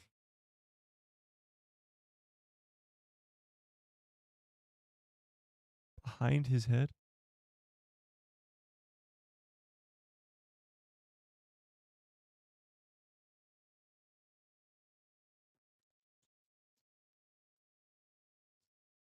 I do not know what you were referring to. But again, if it was Neil's dad, they'd probably figure that out pretty quick because they just asked Neil's mom to do that, to figure it out. You know? I appreciate the good cups follow orders. I really, really do. There will not be any lightsabers. Well, I guess then the cast is just lying to our faces. Justin says, I think Jod was kicked out of the order for loving Nina Nawood, and she died shortly after. That's an interesting theory. Well, there's a weird thing that Jod has about droids. Remember when he first gets introduced with SM-33 when they're trying to escape? He's like, I never trust a droid. I forget what he says specifically, but it's something about not trusting droids. Very Din Djarin of him. And it makes me believe, because Din Djarin doesn't trust droids, because droids came in and the separatist droids came in and killed his family. And he was a foundling from the Mandalorians. It's possible that droids killed Jod's family, but I don't know. I feel like he doesn't trust droids because he trusted them once before, and then they let him down. So, I don't know. Jod's backstory is very interesting because we learned that his home world has an ashy dust taste to it. We learned that in the last episode. And we learned that he doesn't trust droids. Other than that, we don't know much about him at all. Not his backstory, at least. Hopefully we get more Vane as well in this episode. Yeah, probably. I mean, where there's Brutus and the other pirates, Vane's probably involved too. Yeah. Absolutely. Mike, what was the Lego set that you got? Do you watch Lego Masters? Australian one is the best in my opinion. I do not watch Lego Masters, but I did get a Lego thing. Do you guys want me to go run and get it? Give me a 1 into the chat if you want me to go run and get the Lego set that I got. I'll have to run upstairs. I'll sprint upstairs as fast as I can. Robert says, his dad saw the Onyx emerge from the planet and take off. I think that's what's adding to Wim's dad's stress level. He doesn't know what to do with that information. Should he tell the parents or not? Yeah, obviously. That's what he's contemplating there at the end of the episode. Or at the beginning of the episode, I should say. Yeah. We never see the supervisor. So that theory could be right. It could be right, for sure. But then why wouldn't they be asking Neil's mom to just go ask her husband? Thrawn is the supervisor. Thrawn hasn't been back long enough to do it. You know? He hasn't been around. Go get it? All right, I'll go get it. Don't you guys move. I'll be right back. 2 seconds.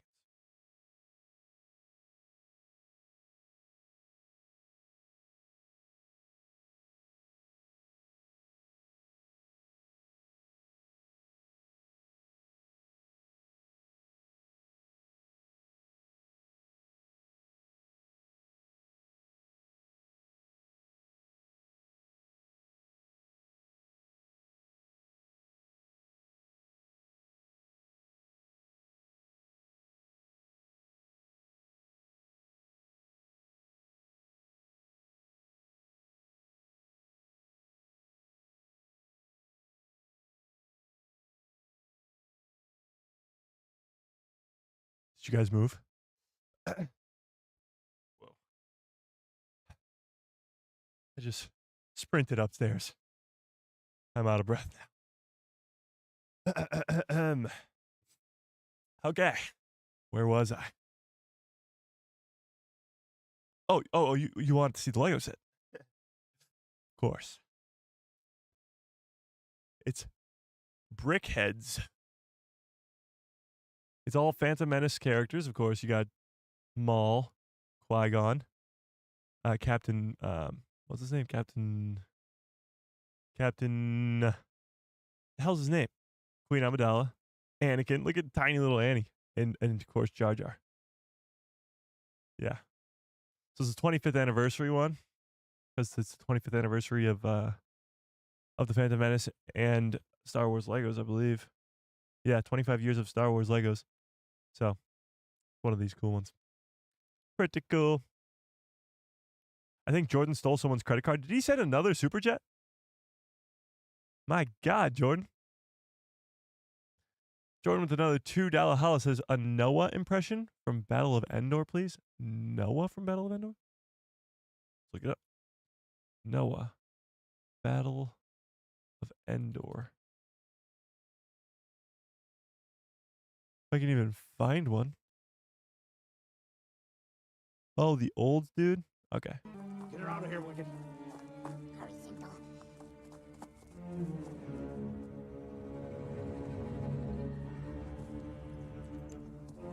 What are the chances we see this guy in Skeleton Crew?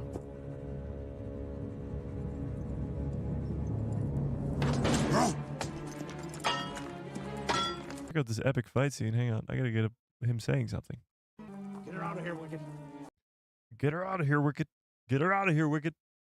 Get her out of here, Wicked. Hang on. Get her out of here, Wicked. Get her out of here, Wicked. That's pretty spot on.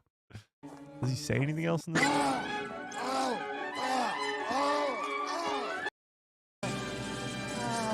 What is going on here? Oh.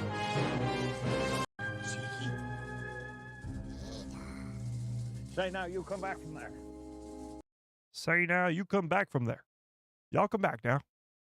Noah. Will you look at that? Will you look at that?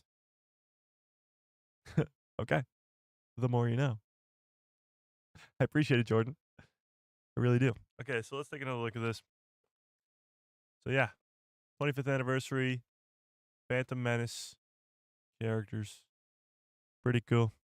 Pretty cool. I got a bunch of Lego sets over there that I have to build. I was thinking maybe like do members only streams and just build some Legos. That'd be pretty cool. Wicket is the supervisor? Okay. Aaron, what's up? Says I tried to watch this movie, the Ewok one, and I couldn't make it past the first 10 minutes. Yeah, it is kind of tough to watch.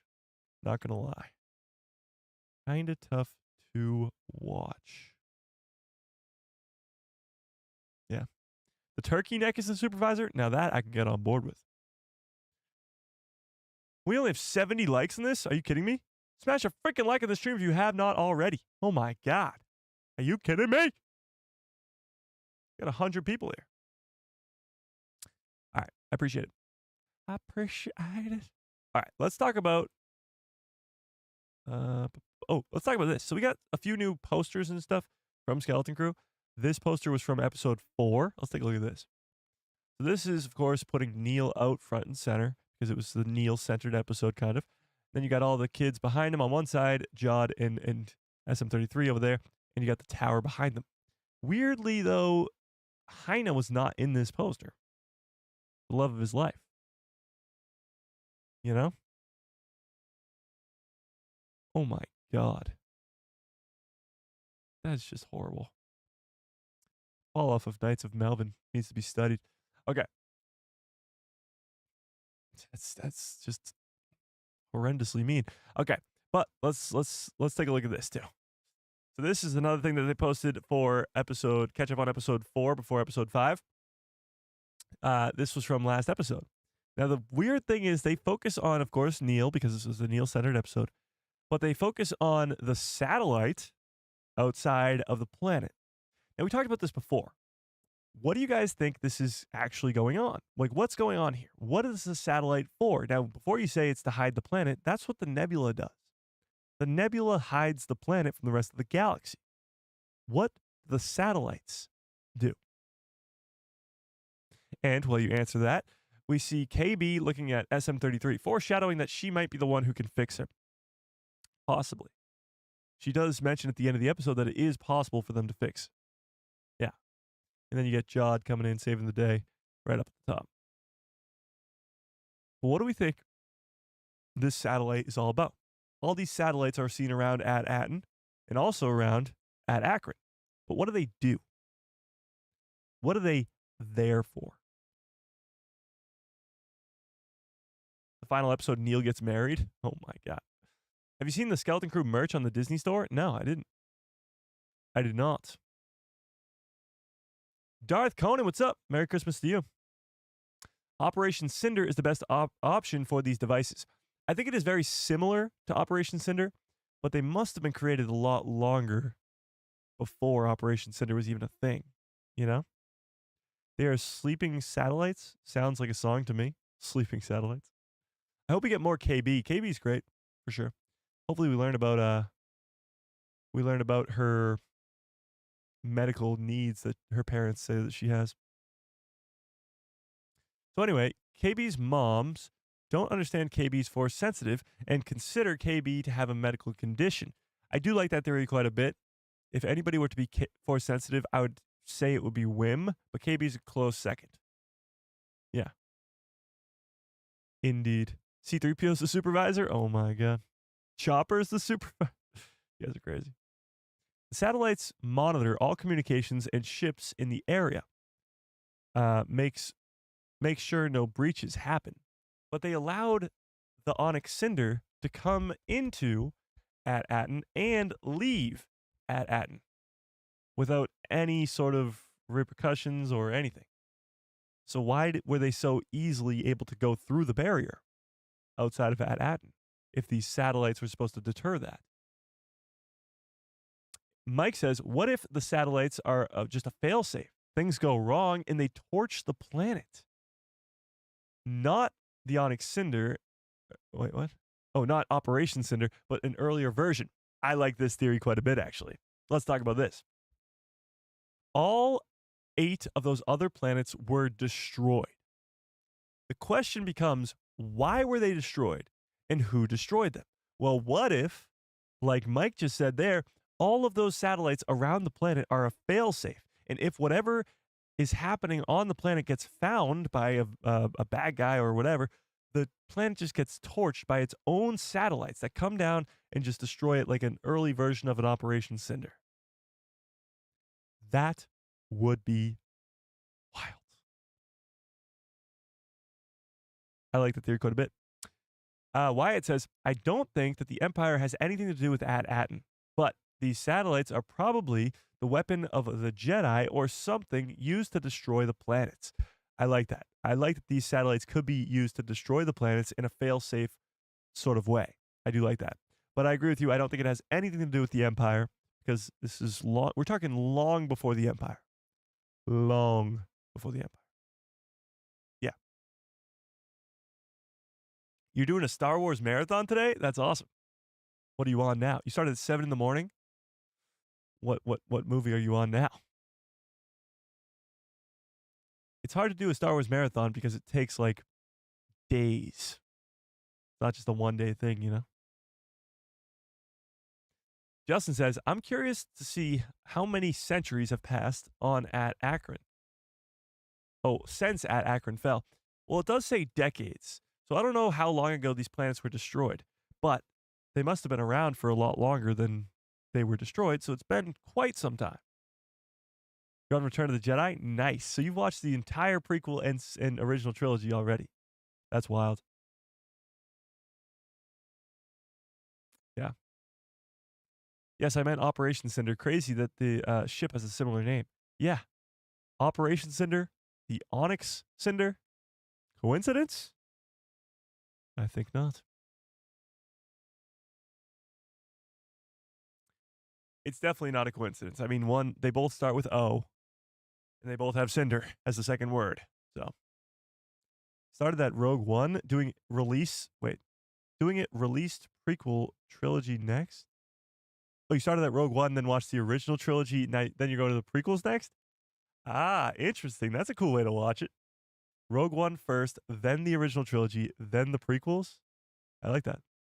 The satellites are defense grid and monitoring station. Well, it's not really doing a great job. What are they defending them against, and how did the Onyx Cinder get through the defense? What weapons like the Onyx Cinder have been around since the Old Republic? Well, the thing is, the Old Republic do have some massive, crazy super weapons, but none of that is canon. So I think a lot of this is going to bring in new Star Wars lore. Well, it already has, but it's going to bring in even more new Star Wars lore to the Star Wars canon with the next 4 episodes of the Skeleton Crew series. Yeah. John Groom says, if the ships and satellites are connected, then that would... Wait, sorry. If the ships or satellites are connected, that would explain why a ship can come and go. But ships aren't supposed to come and go.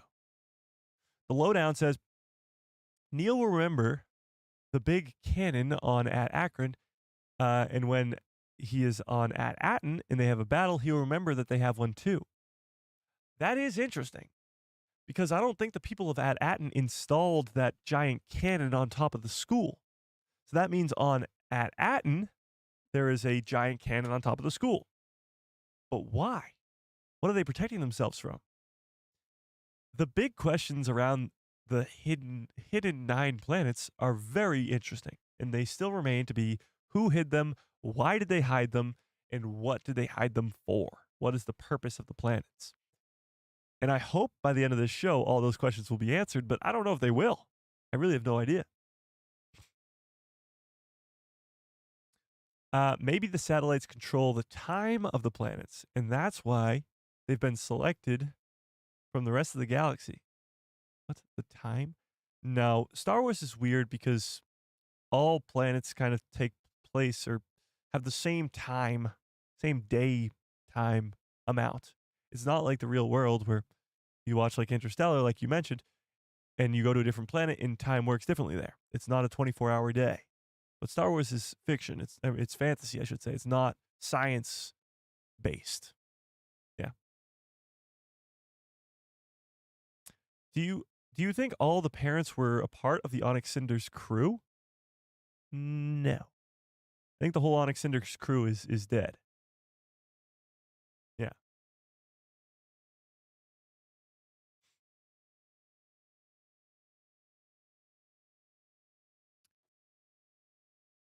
Protection from Chopper? Oh, okay.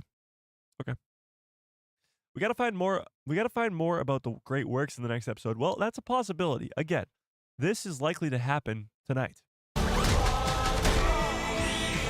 Something's wrong. They're not going to just turn up. We need to... This whole thing with Fern's mom, Wim's dad on at Atten will likely happen in tonight's episode. So we'll get a lot of information about what the great works are and like what's going on at Atten. Yeah, hopefully.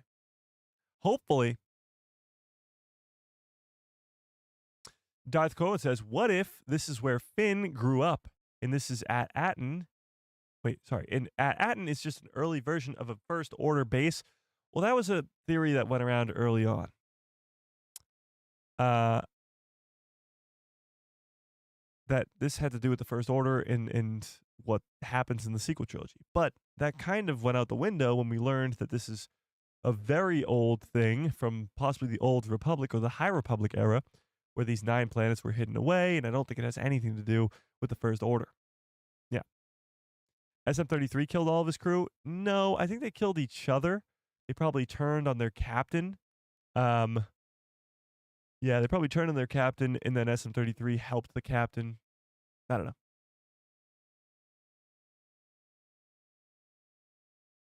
Yeah. Wyatt says, the craziest EU weapons non-canon was in the sequels following Luke, and the bad guys used what was essentially a planet-sized lightsaber spaceship. I actually don't remember that. What was that one from? Oh, maybe not. Maybe the Onyx Cinder was originally a cargo ship that supplied the 9 planets and was hijacked by pirates so it could gain access to the planet. Now, that's a crazy theory. I like it, but still a crazy theory. I don't know. I don't see any of the parents lasting 5 minutes on a pirate ship. Yeah, but they aren't on the pirate ship. Where did you get the photo of Brutus? Somebody sent it to the Discord. I think Navarro, maybe? This picture? Yeah, I think somebody sent it to the Discord. Indeed.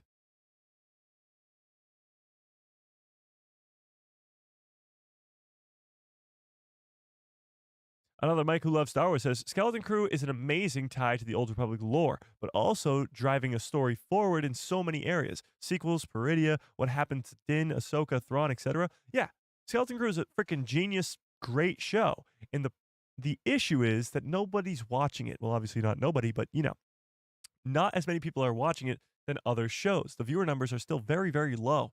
I'm hoping with the back half of the season, it continues to grow so we can get a second season and whatever.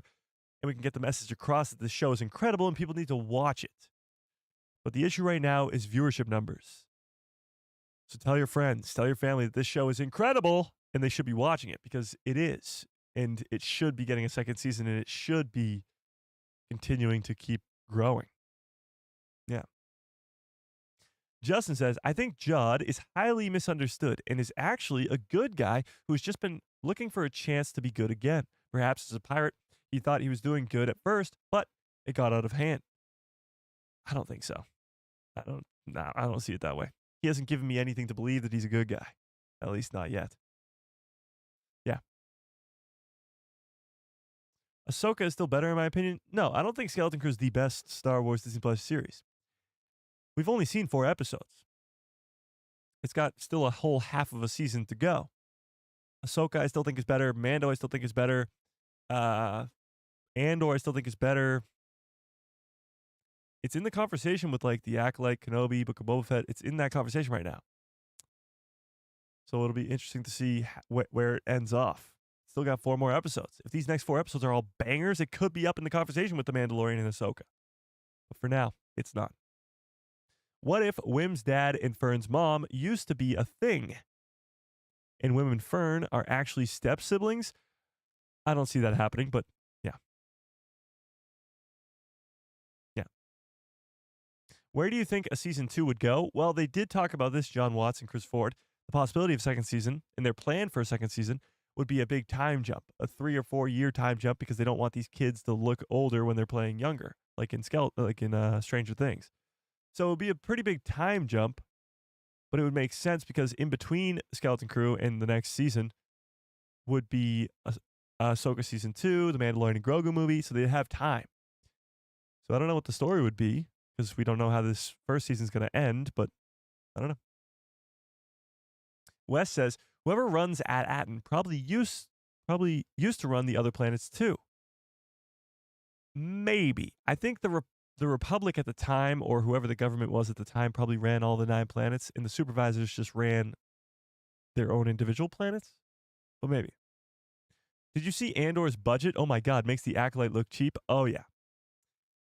Oh yeah. So the big news was over this week, or weekend, I should say, the Andor budget came out. And I do have an article actually pulled up for this. Let's take a look. Oh, maybe I don't. Wait, what? Could have sworn I did. Hang on, let's see.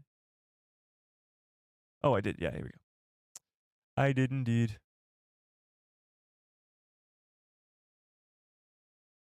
Disney spent a record $291 million last year to make Andor Season 2, which makes it the highest ever annual spending for a Star Wars production.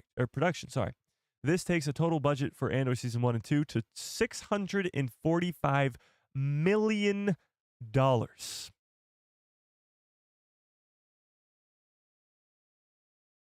Yeah.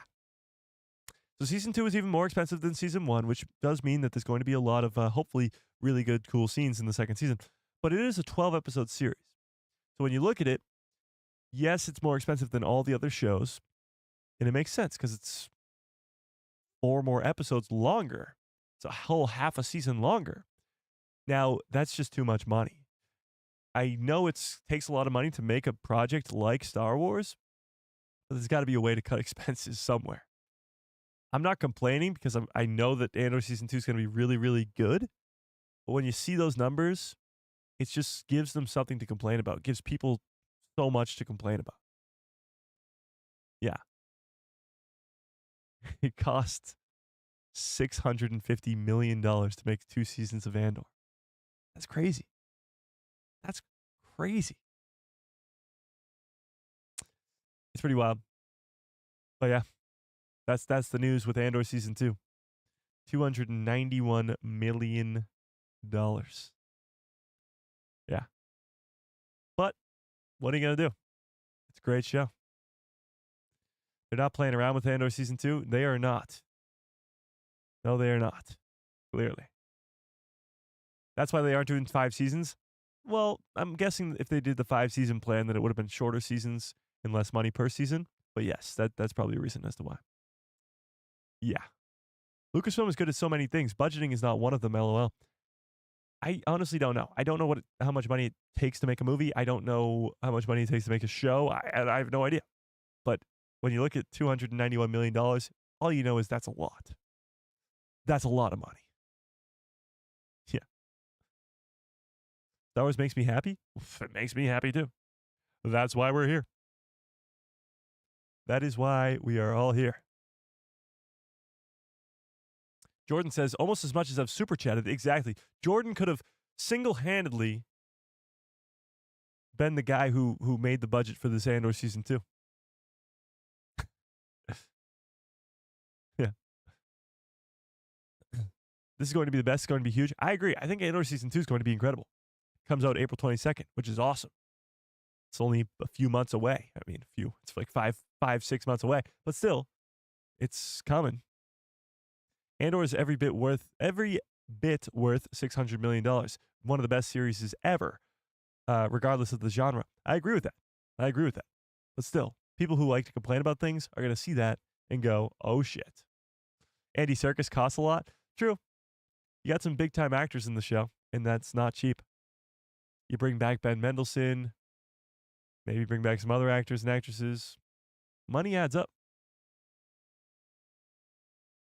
Yeah, no. All right, but let's talk about Skeleton Crew Episode 5 because we got to get on out of here soon. And throw in your final predictions, craziest predictions, or actual realistic predictions. I don't care. Throw in your predictions for this 5th episode of Skeleton Crew. My final predictions, while you type, are that we will be seeing the treasure room tonight. We will be going into this room tonight.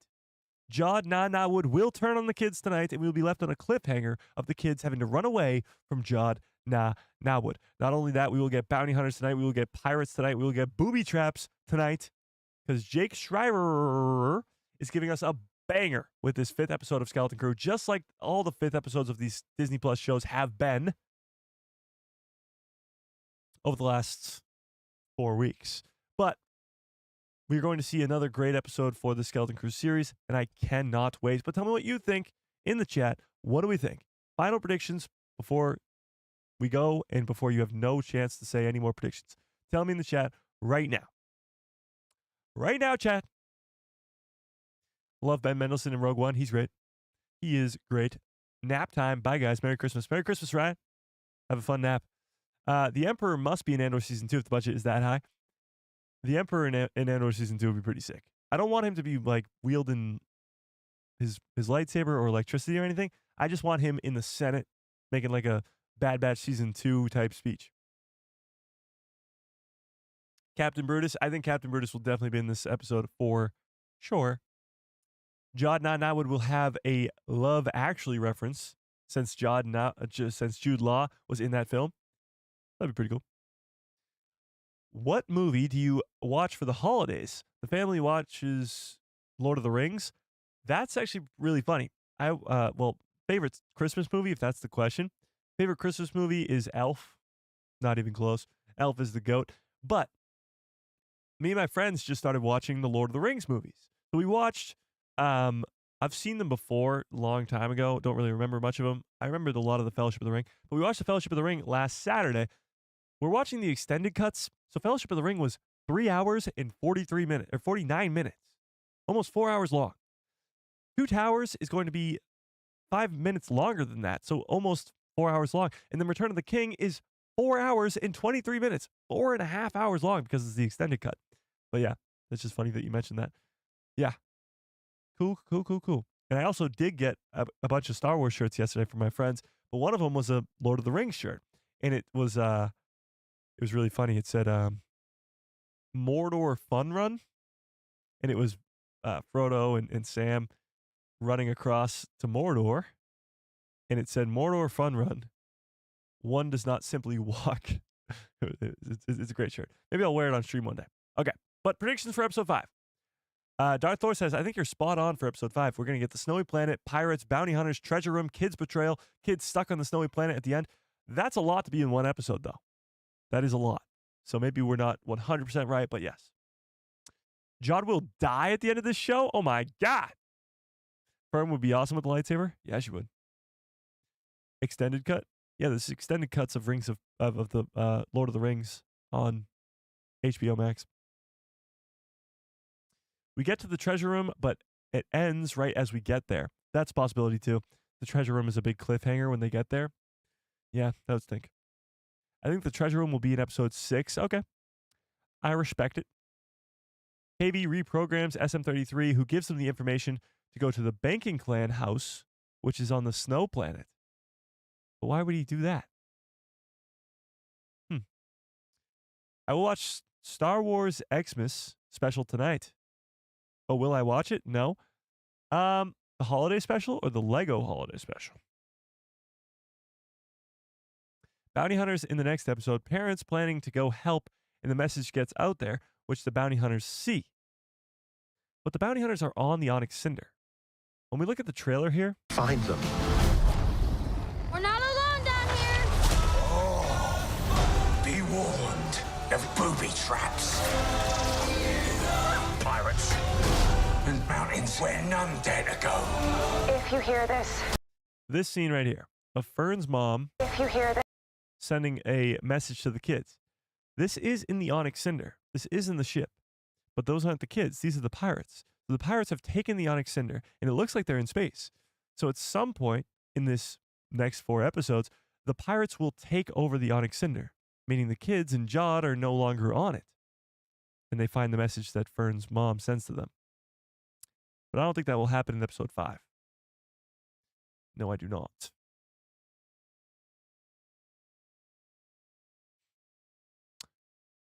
Yeah.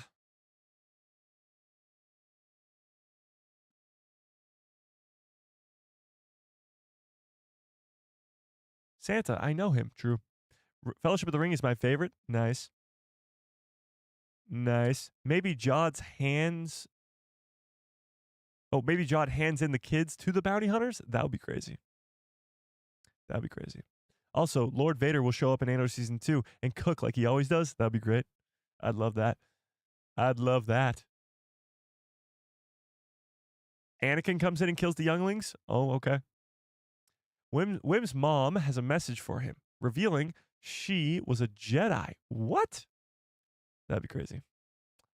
I don't see it. Sometimes trailers show things that aren't actually in the show. These film scenes, they film scenes several ways to avoid leaks. That's true, but usually with Star Wars, they don't have fake scenes in the show, in the trailers. They don't have like scenes that aren't even in the show at all.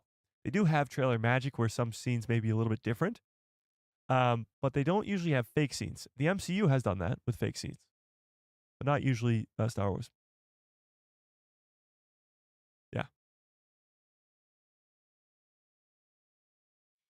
All right. Well, you'll have another chance to give your final predictions during the live watch party. We will be going live at 8:45, back to 8:45, so we can get hyped up for the episode 15 minutes early and then watch the episode live. And then I'll have to make the quickest breakdown ever because it is Christmas Eve. But until then, smash a freaking like on the stream if you have not already. Merry Christmas Eve to all of you guys. If it's Christmas for you, Merry Christmas.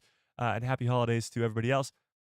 I appreciate you guys so much more than you will ever know. Huge shout out to Jordan Rennie specifically. Can we get a round of applause for Jordan today, but also other people as well, because not only Jordan, but Lee, another Mike who loves Star Wars, John Groom, Inklet, Tony for the 5 gifted, Darth Plagueis lives, Salad for the very generous $50 holla, Jordan, of course. Yeah, I appreciate all you guys so much more than you will ever know. Those super chats are insanely generous, and I appreciate it quite a bit. And of course, gifted memberships too. Nobody's really done that over the course of a year except for Tony. So I appreciate it, Tony, quite a bit. You guys are absolutely the best ever. I appreciate you so much more than you will ever know. If you have not already, smash a freaking like on the stream. And I cannot wait for this 5th episode of Skeleton Crew, if that has not been made clear. But until then, Merry Christmas to all you guys. Santa may be on the live stream later on. Maybe. But until then, may the Force be with you. Always.